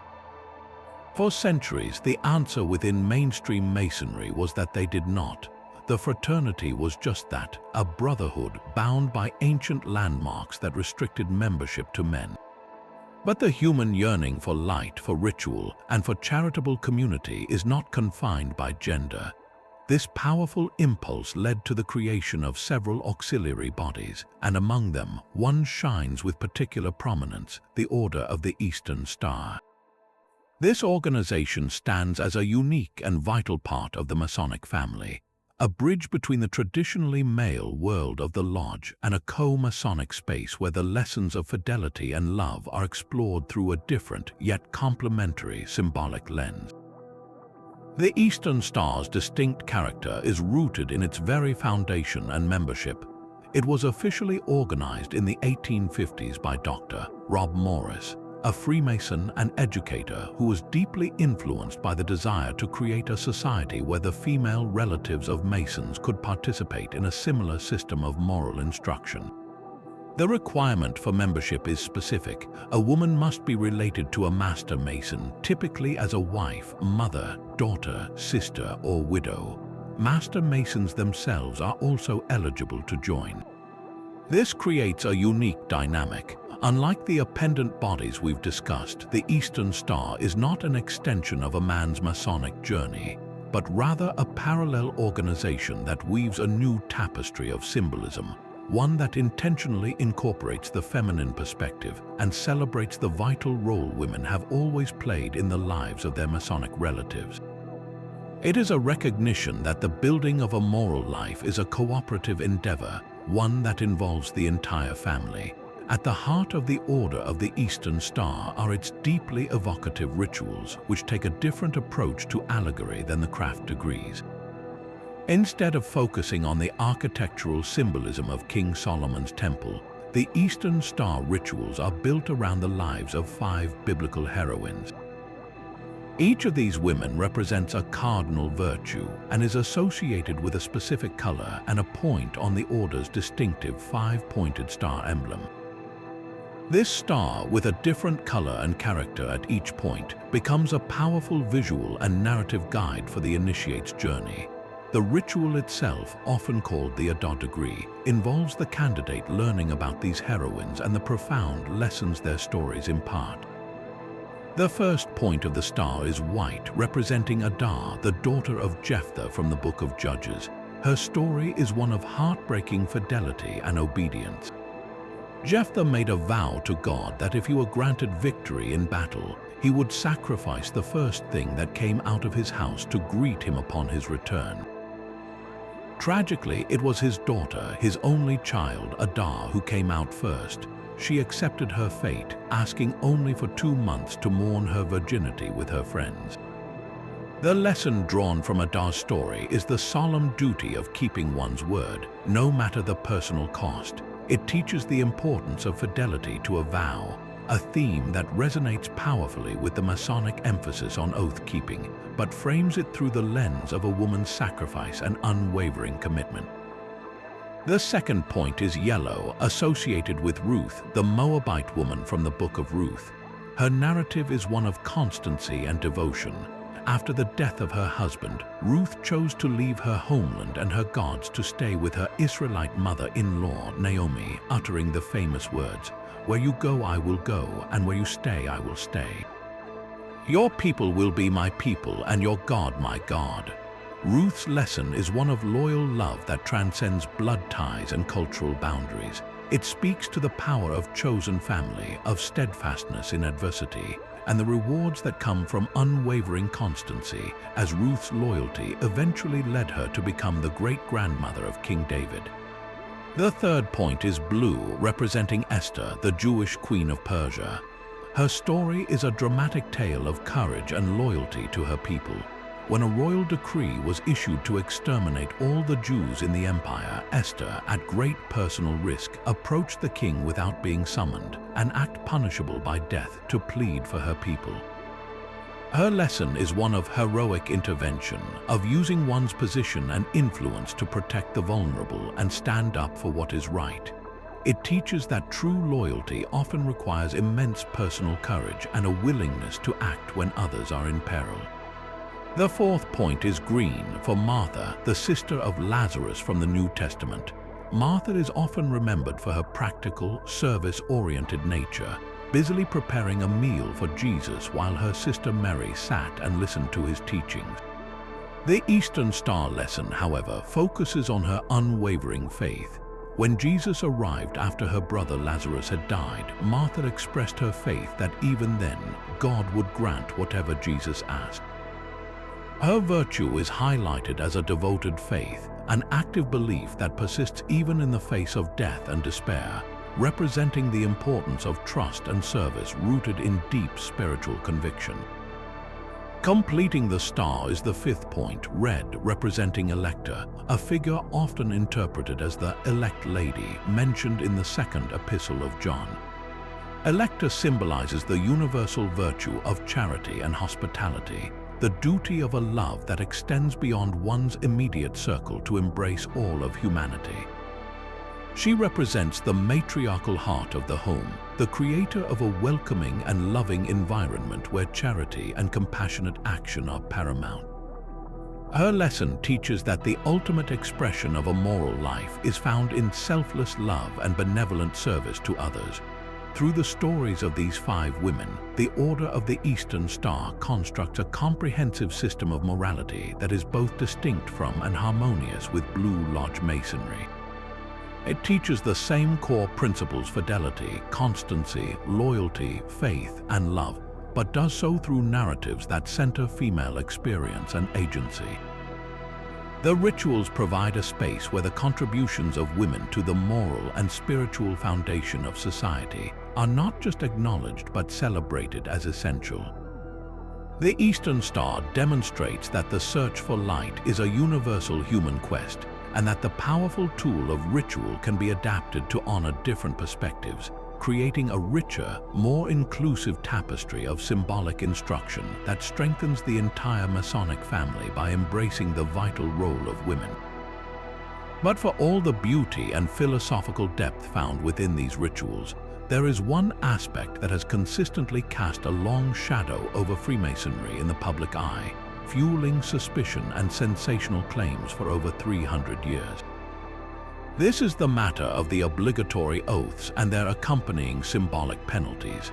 It is impossible to fully explore the enigma of the Freemasons without confronting this controversial element head-on, understanding its origins, its evolution, and the profound chasm between its intended meaning and its public perception.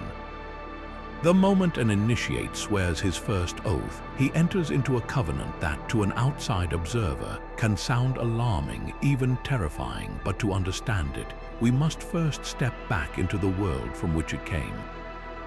The historical context is absolutely critical. We must remember that Freemasonry's ritual structure was crystallizing in the 17th and early 18th centuries, a period deeply rooted in the traditions of medieval guilds. For an operative stonemason, his knowledge was his livelihood. The secrets of geometry, the precise methods for cutting and setting stone, the specific ratios for stable arches, these were not academic curiosities, they were valuable intellectual property. Disclosing these secrets to an untrained outsider could undermine the entire guild, devaluing their skills and threatening their economic survival. The oaths taken by these craftsmen were therefore intensely practical legal instruments. They were binding promises sworn before God and their brethren to protect the trade secrets that put bread on their tables. The penalties associated with these oaths were a graphic, memorable way of emphasizing the severity of the promise. In an age before non-disclosure agreements and corporate lawsuits, the most powerful deterrent was a solemn, visceral oath that impressed upon the swearer the existential importance of his vow. When speculative masonry adopted these oaths, the context shifted dramatically, but the form remained. The secrets being protected were no longer methods for building physical cathedrals, but allegorical lessons for building a moral life. Yet the ritual retained the dramatic language of its operative past. So, what does a candidate actually swear to? In each degree, he pledges to keep the secrets of that degree under a series of symbolic penalties.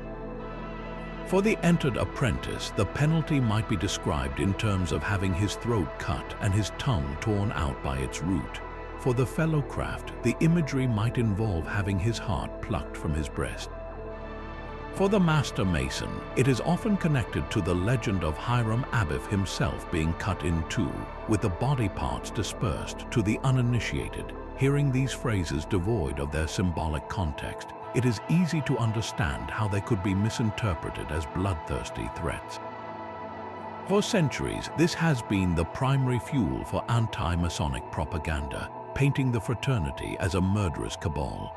The Masonic interpretation, however, is entirely allegorical and points to a spiritual rather than a physical consequence. The penalties are not descriptions of what the lodge would do to a betrayer, but powerful metaphors for what betrayal does to the betrayer himself. The penalty for the entered apprentice, focusing on the throat and tongue, symbolizes the spiritual and social death that occurs when a man loses his integrity. If he were to reveal the secrets he swore to protect, he would sever his bond of trust with his brethren. He would, in a very real sense, have cut himself off from the life-giving communication and fellowship of the lodge. His word would become worthless, rendering him effectively mute in matters of honor.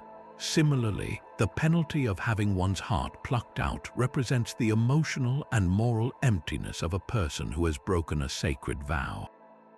Such an act would tear the very heart out of his character, leaving him a hollow man, devoid of the compassion and fidelity that the craft seeks to instill.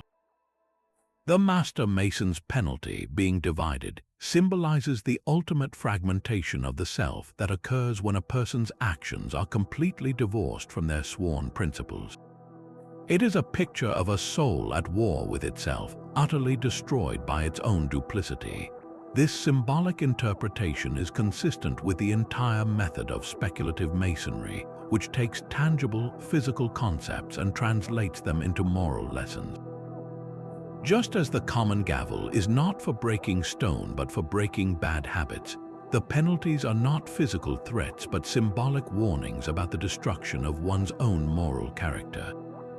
Within the lodge during the ritual, the candidate is often physically guided through a symbolic enactment of the penalty, not to terrorize him, but to engrave the seriousness of his commitment upon his consciousness through a powerful kinesthetic experience. The message is clear: to betray this trust is to inflict a grave wound upon your own soul.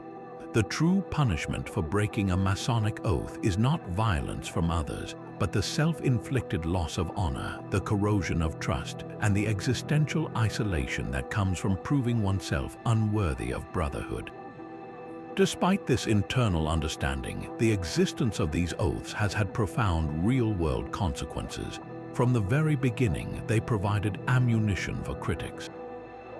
In the 1700s, figures like Abbé Augustin Barruel and John Robison wove elaborate conspiracy theories, claiming the oaths proved the Masons were a secret society plotting against the crown and the church. In the United States during the 19th century, the anti-Masonic party formed specifically in the wake of the mysterious disappearance and alleged murder of William Morgan, a man who threatened to publish a book exposing Masonic rituals.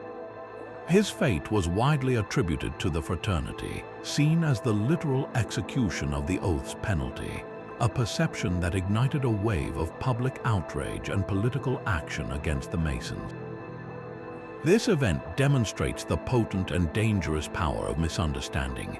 For the public, the symbolic language of the ritual was taken at face value as a blueprint for actual violence, a perception that has been incredibly difficult to dispel. In more modern times, most Grand Lodges have taken steps to soften the language of the obligations, emphasizing their symbolic nature even more explicitly to align with contemporary sensibilities. The focus has shifted even more strongly toward the positive aspects of the oath, the promise to be a good man, to help those in need, and to keep the confidences of a brother. The penalty is increasingly framed as the natural, inevitable consequence of a failed life, a life lived without honor. The controversy, however, persists in popular culture, where the secretive nature of the oaths continues to feed imaginations and fuel plots in books and films. This enduring tension highlights a fundamental challenge for Freemasonry: how to preserve the potent, historical ritual that is so effective at impressing a moral lesson upon its members, while operating in a modern world that often lacks the context to interpret its allegorical language. The oaths and penalties remain the darkest, most misunderstood thread in the rich tapestry of Masonic ritual, a stark reminder that symbols, when removed from their intended framework, can tell a story far different from the one they were designed to convey. These powerful symbolic oaths, intended as moral allegories within the sanctity of the lodge, have long since escaped into the wild, where they have been stripped of their context and reinterpreted as literal blueprints for a global conspiracy. This brings us to the shadow that has trailed Freemasonry for centuries, a world of whispered accusations and grand, terrifying narratives that stand in stark contrast to the fraternity's stated goals of brotherly love and moral improvement. The very elements that make Masonic ritual so compelling, its secrecy, its symbolic language, its historical prominence, are the exact same ingredients that have made it a fertile breeding ground for some of the most enduring and outlandish conspiracy theories in Western history. The leap from a private fraternity to a suspected puppet master of world events often begins with a simple, understandable question: if you have nothing to hide, why all the secrecy? For outsiders looking in, the closed doors, the secret handshakes, and the solemn oaths create a vacuum of information. Nature and human imagination abhors a vacuum. Into that void rush assumptions and fears.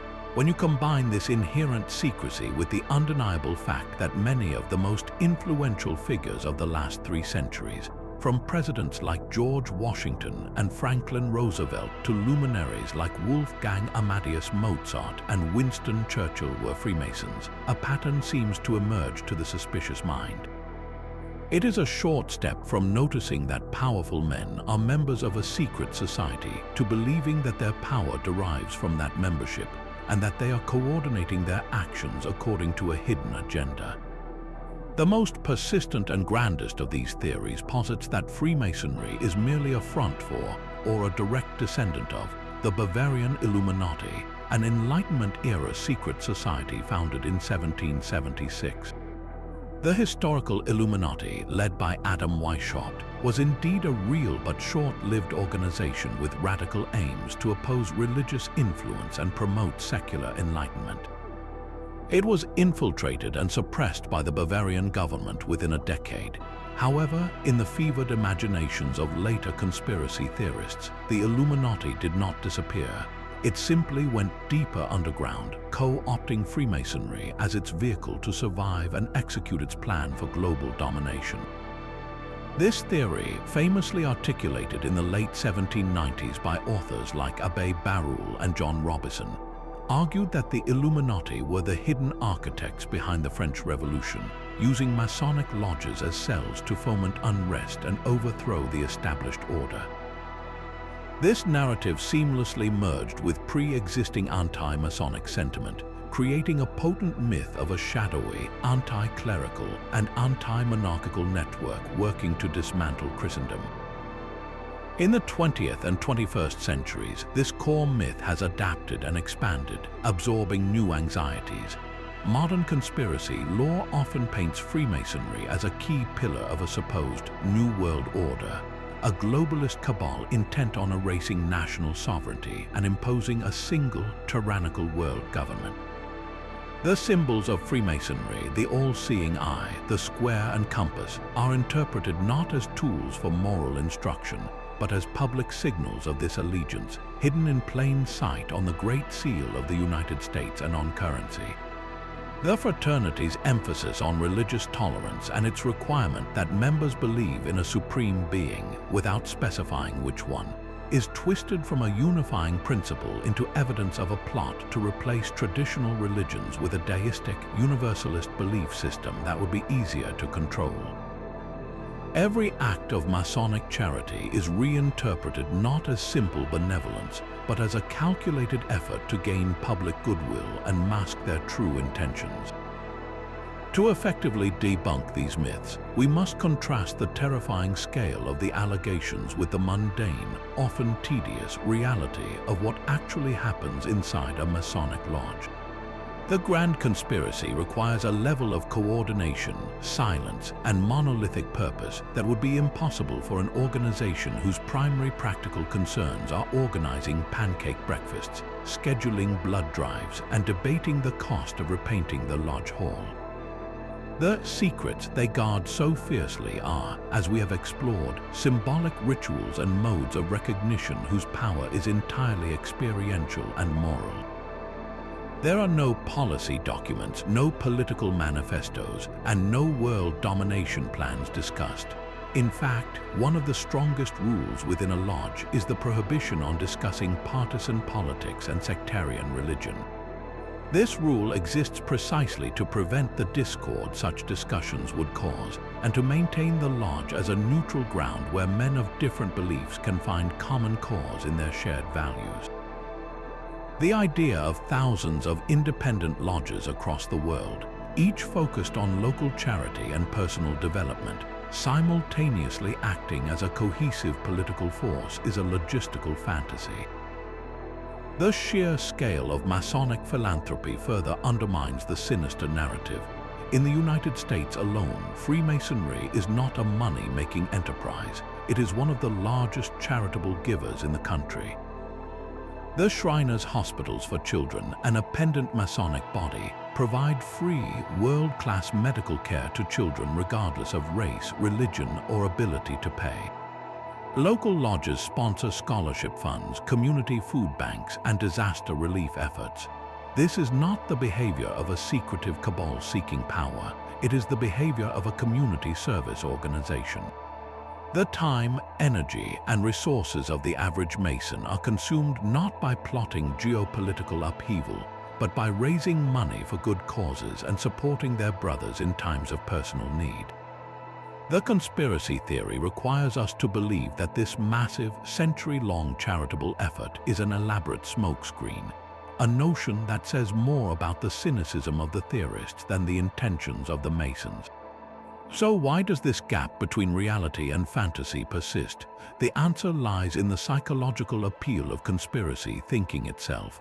A world governed by a secret, all-powerful order is, in a strange way, more comforting than the chaotic and random reality we inhabit. It provides a simple, single explanation for complex, tragic events. Economic collapses, wars, and social upheavals are not the result of intricate, systemic failures or human folly. They are the deliberate work of a small group of villains. This narrative offers a sense of order and, importantly, a clear enemy to blame. Furthermore, believing that you alone possess this secret knowledge, that you can see the hidden patterns that the sheeple miss, is a powerful source of identity and self-esteem. The symbols become a code that only the enlightened can read, transforming the believer from a passive observer into a brave truth-teller. The enigmatic rituals of Freemasonry, with their layers of symbolism and historical weight, provide the perfect raw material for this pattern-seeking instinct. They are a complex, pre-built puzzle that invites endless speculative solutions. Ultimately, the enduring power of the anti-Masonic conspiracy theory is a testament to the enduring power of Masonic symbolism itself. The rituals are so rich, so layered, and so visually striking that they inevitably spark the imagination. When that imagination is fueled by fear, prejudice, or a desire for simplistic answers, the symbolism is weaponized. The all-seeing eye becomes an emblem of surveillance rather than providence. The builder's tools become instruments of a sinister architecture. The story of Hiram Abiff becomes a tale of murderous intrigue rather than a lesson in fidelity. The tragedy is that in chasing these phantom conspiracies, the world often overlooks the genuine, tangible good that this centuries-old fraternity continues to perform, and the profound, personal transformations it fosters in men seeking to build a better world, one individual at a time. But what does this immense repository of symbolic knowledge look like in practice when the lights come up in the lodge room and living men step forward to bring these ancient dramas to life? The seamless, dignified performance of a Masonic ritual, which can appear almost effortless to a newly initiated candidate, is the product of an astonishing amount of unseen labor. This is the world of meticulous memorization, tireless rehearsal, and a relentless pursuit of perfection that forms the backbone of the fraternity's living tradition. To pull back this final curtain is to witness a dedication that goes far beyond a simple hobby, revealing a profound commitment to preserving a sacred trust. At the heart of this effort is the challenge of the oral tradition. Unlike a theater company that works from written scripts, the principal officers in a Masonic lodge are expected to deliver their parts, which can be dozens of pages long entirely from memory. This is not a suggestion or a preference, it is a fundamental requirement. The words of the ritual, from the opening prayer to the dramatic dialogues of the degrees, are considered sacrosanct. They have been passed down verbatim from one generation to the next, and the responsibility for delivering them accurately falls squarely on the shoulders of the worshipful master and his officers. Imagine the pressure of standing before a room of your peers, charged with reciting complex philosophical explanations and lengthy symbolic narratives without a single prompt or note card. A single misplaced word or a forgotten line is not seen as a minor slip, but as a break in the chain of transmission, a flaw in the vessel through which the light of the ceremony is meant to flow. This commitment to verbatim accuracy is what ensures that a candidate initiated in a small town lodge in Kansas today receives precisely the same symbolic experience as a candidate in London 300 years ago. The process of achieving this level of proficiency is a marathon of personal discipline. A brother who accepts an efficient role, such as the senior deacon or the worshipful master, will often spend months in preparation. His study materials are not scripts, but small booklets known as ciphers or monitors.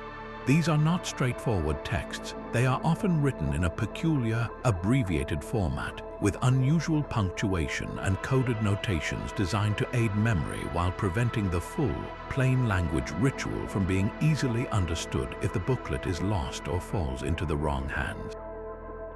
He might spend his lunch breaks murmuring lines to himself, practice in front of a mirror at home, or listen to recordings of past performances. This is a solitary endeavor, a personal covenant between the brother and the work he has pledged to perform. It requires a level of focus and dedication that, in itself, is a form of Masonic labor, echoing the patient, precise work of the operative mason shaping a stone. This solitary study, however, is only the beginning.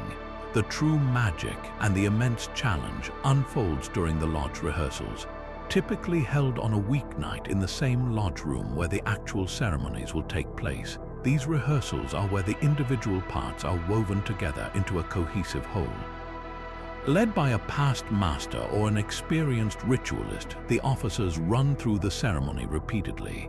The atmosphere is one of supportive rigor. A brother struggling with a particular passage will be gently corrected and encouraged. The more experienced members serve as guides, not critics, sharing their own hard-won tips for remembering difficult sequences or controlling stage fright. The focus is not just on the words, but on the movements, the precise steps, the angles of turning, the specific gestures that must accompany the dialogue. Every hand placement, every pace across the checkered floor is prescribed by tradition. This physical dimension of the ritual transforms it from a simple recitation into a choreographed dance of profound meaning. A rehearsal might pause for 20 minutes to perfect the way an officer leads a blindfolded candidate around the room, ensuring that each step is taken with the proper solemnity and intention. It is a painstaking process that demands immense patience from everyone involved. What emerges from these countless hours of shared effort is something far greater than a perfectly executed play. The process itself becomes a powerful engine for building camaraderie. The shared struggle of memorization, the mutual support during moments of forgetfulness, and the collective triumph when a complex ceremony finally clicks into place create bonds between the brothers that are as strong as steel. They are not just fellow club members, they are a team that has trained together for a sacred task. The trust required to perform these rituals, knowing that your brother has mastered his part just as you have mastered yours, fosters a deep sense of interdependence and mutual respect. This is where the abstract principle of brotherly love becomes a tangible reality, forged in the quiet, persistent work of Tuesday night rehearsals. The candidate who witnesses a flawlessly performed initiation is seeing the end result of a process that has, in its own way, been just as transformative for the performers as the ceremony is for him. This dedication to the oral tradition is ultimately an act of profound preservation. In an age of digital ephemerality and rapidly changing trends, the Masonic Lodge stands as a bastion of continuity. By insisting that these rituals be committed to memory and performed without deviation, Freemasonry ensures that its core teachings are passed on uncorrupted. It is a living library, not of books but of men. Each master who commits the ritual to memory becomes a link in an unbroken chain stretching back centuries.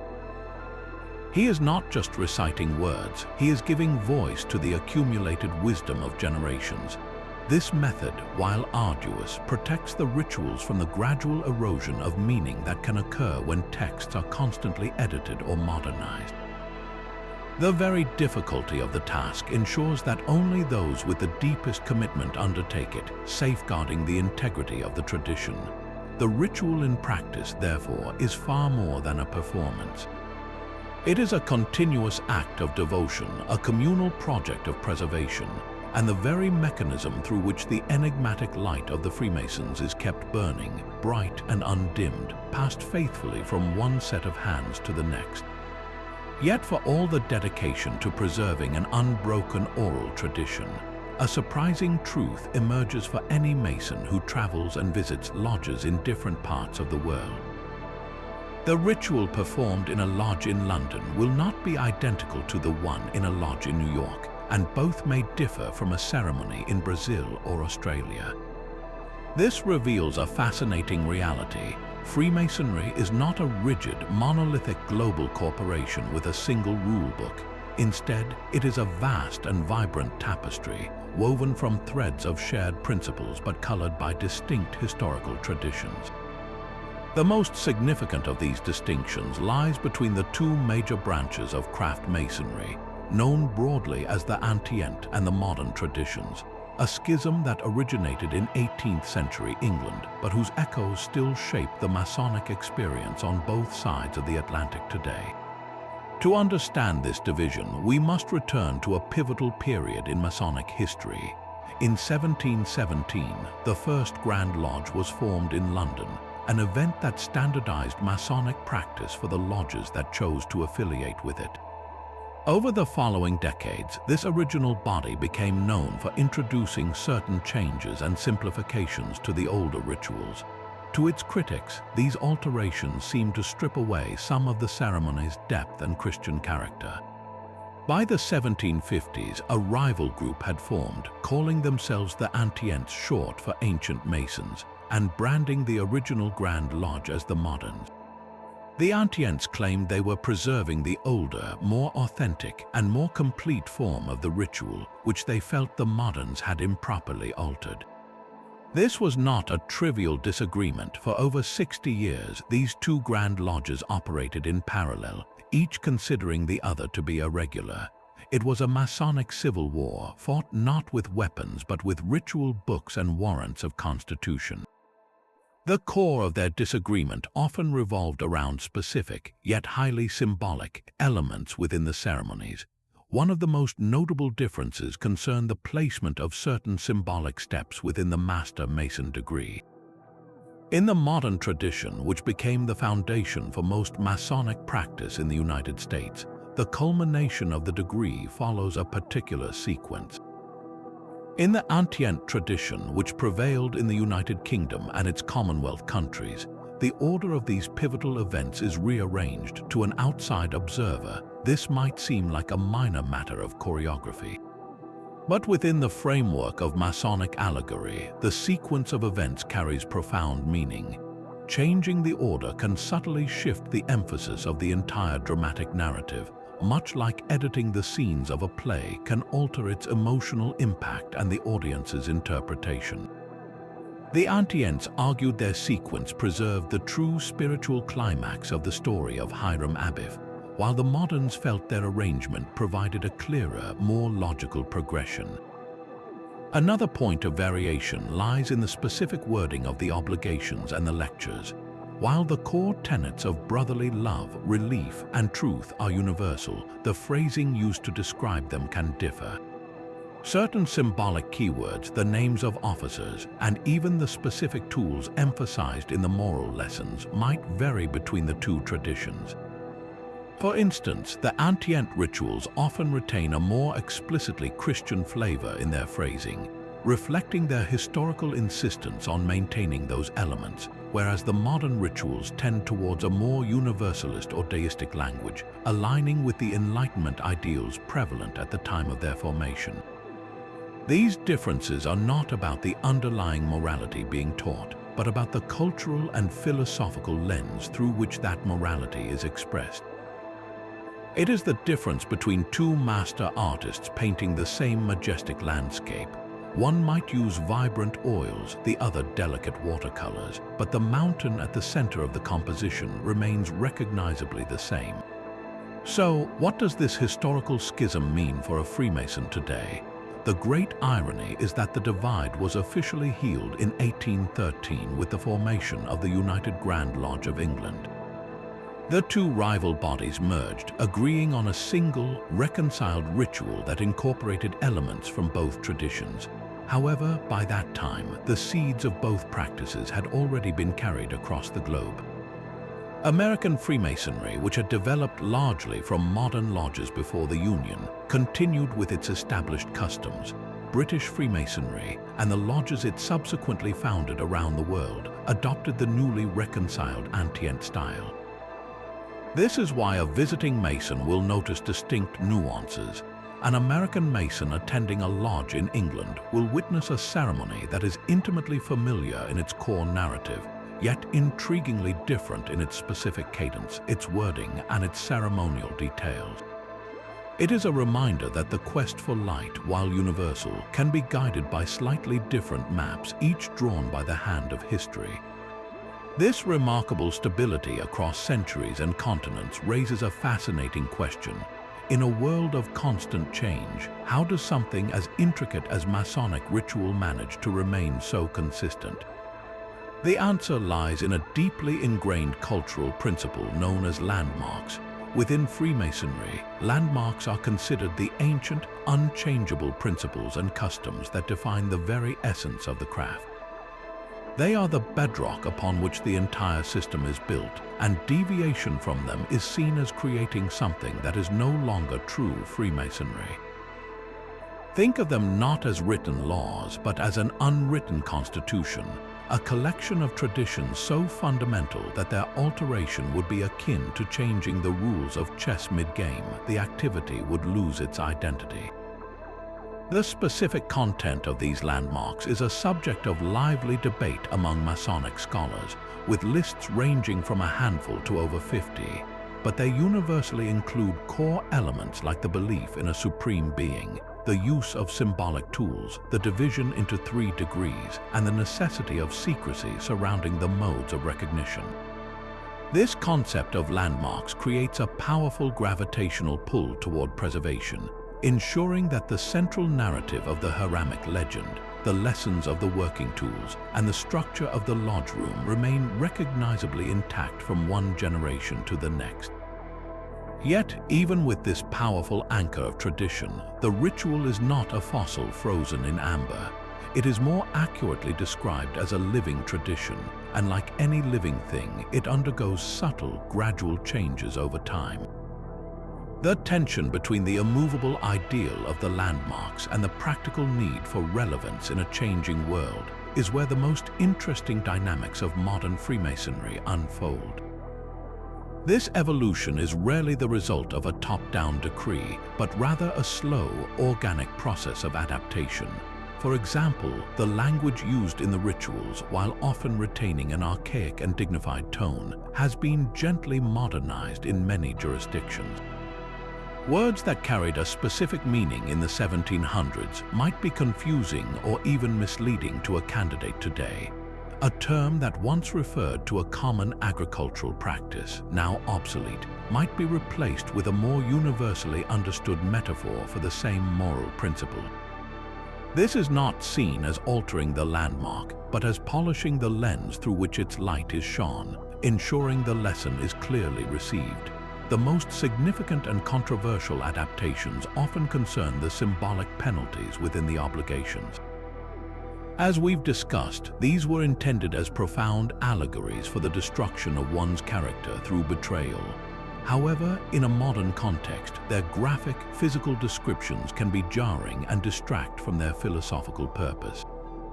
In response, many Grand Lodges, particularly in North America, have revised the language to emphasize the symbolic and spiritual consequences of breaking one's oath, moving the focus away from the visceral imagery and toward the internal moral collapse that dishonor brings. This kind of change is not undertaken lightly. It is typically preceded by years of discussion, committees of respected scholars, and a vote among the representatives of the lodges. It is a careful, deliberate attempt to balance historical authenticity with contemporary sensibilities, ensuring the ritual's core message of fidelity is not lost in a cloud of misunderstood symbolism. Another area of evolution is in the presentation and pacing of the rituals themselves. The pace of life in the 21st century is vastly different from that of the 18th. While the core content remains sacrosanct, some lodges have made adjustments to the format of their meetings to accommodate modern schedules. This might involve streamlining certain administrative portions of the meeting to allow more time for the ritual itself, or offering more frequent, shorter rehearsals for officers rather than expecting the same level of time commitment that might have been possible for a gentleman of leisure 2 centuries ago. The goal is to preserve the essence and quality of the ceremonial experience without making participation an impossible burden for a man with a full-time job and family commitments. The rise of technology has also introduced new tools for preservation, with high-quality video recordings of exemplar rituals being used for training purposes, ensuring that the oral tradition is passed on with greater accuracy than ever before, even if the method of transmission has evolved. The debate between traditionalists and progressives within the fraternity is a healthy and ongoing one.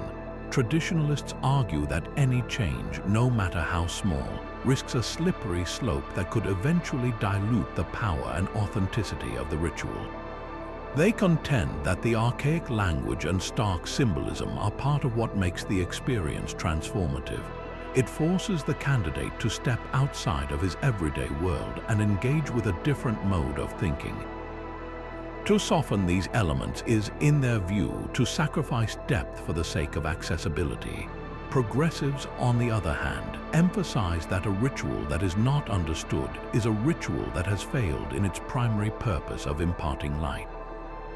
If a candidate is preoccupied with deciphering obsolete terminology or unsettled by imagery he misinterprets as threatening, the profound moral lessons may never reach him.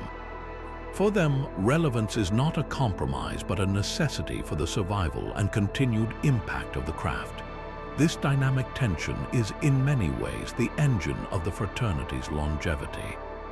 It prevents Freemasonry from collapsing into rigid fundamentalism on one hand, or dissolving into a vague, aimless social club on the other. The commitment to the landmarks ensures a connection to the past, a sense of participating in something much larger than oneself. The willingness to adapt in matters of form and presentation demonstrates a practical wisdom, an understanding that the vessel carrying the tradition must be sound enough to navigate the currents of the present day. The ritual does not evolve to suit fleeting trends, but to ensure that its timeless messages about integrity, knowledge, and brotherly love can continue to resonate with a man living in the modern world. The ultimate goal is not to preserve a museum piece, but to keep a flame alive, a flame that, while its holder may change, continues to cast the same illuminating light on the eternal human quest for meaning. So after this journey through the degrees, after witnessing the symbolic tools, the dramatic allegories, and the solemn oaths, we are left with that fundamental question: what is it all for? Beneath the hoodwinks and the handshakes, beyond the pillars and the checkered floors, lies a purpose both elegantly simple and profoundly deep. All of this intricate machinery of ritual is, at its heart, an ancient and sophisticated system for building better human beings. It is a workshop for the soul where the primary material being shaped is not stone but character itself. The rituals are not performances for entertainment. They are transformative experiences carefully designed to engrave moral and ethical principles upon the heart in a way that a simple lecture or a book never could. Consider the method. Freemasonry teaches not by dictating a list of rules, but by inviting a man to step inside a living allegory. You don't just hear about the importance of balancing your time. You are handed a 24-inch gauge and taught to divide the hours of your day. You are not merely told to work on your flaws. You are given a common gavel and shown the rough ashlar, a tangible representation of your own unrefined self. This is the genius of the system. Abstract concepts like integrity, fidelity, and balance are translated into physical objects and dramatic actions. This multi-sensory approach, seeing the symbols, hearing the words, performing the movements, creates neural pathways that make the lessons unforgettable. The ritual becomes a kind of moral and ethical memory palace, where every symbol serves as a cue to recall a principle for living. It is a form of education that engages the whole person. The mind is challenged by the philosophy, the emotions are stirred by the drama, and the spirit is elevated by the sense of participating in something sacred and timeless. This profound inner work, however, is never intended to be a solitary pursuit. The rituals are meticulously crafted to be a shared journey, and it is through this shared experience that the second great purpose is fulfilled: the forging of an unbreakable bond of brotherhood. Think of what each candidate endures together. They enter the lodge room individually, often feeling vulnerable and uncertain. They undergo the same symbolic trials, hear the same solemn charges, and swear the same binding oath. This creates a powerful psychological phenomenon known as a rite of passage. By collectively moving through a structured sequence of separation from the ordinary world, a transitional stage of learning, and a final reintegration as a transformed individual, a powerful sense of communitas is born.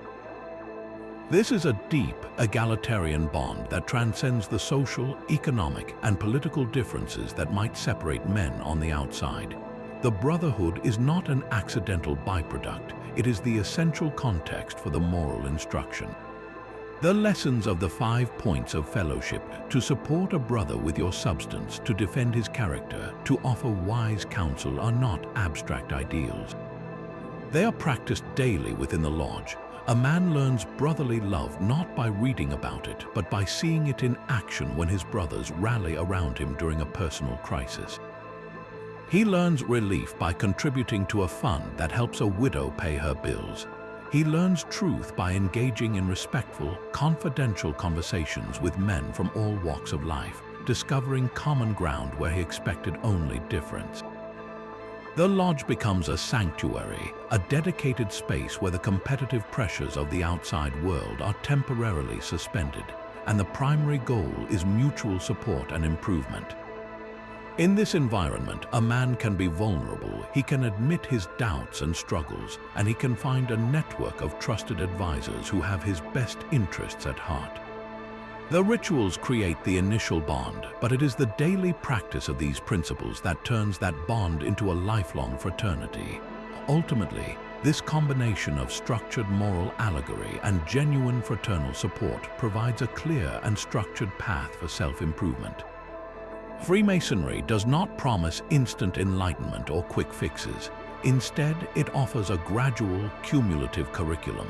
The 3 degrees: apprentice, fellowcraft, and master represent a logical progression in the journey of personal development. The Entered Apprentice focuses on the self, learning self-discipline and the management of his personal life.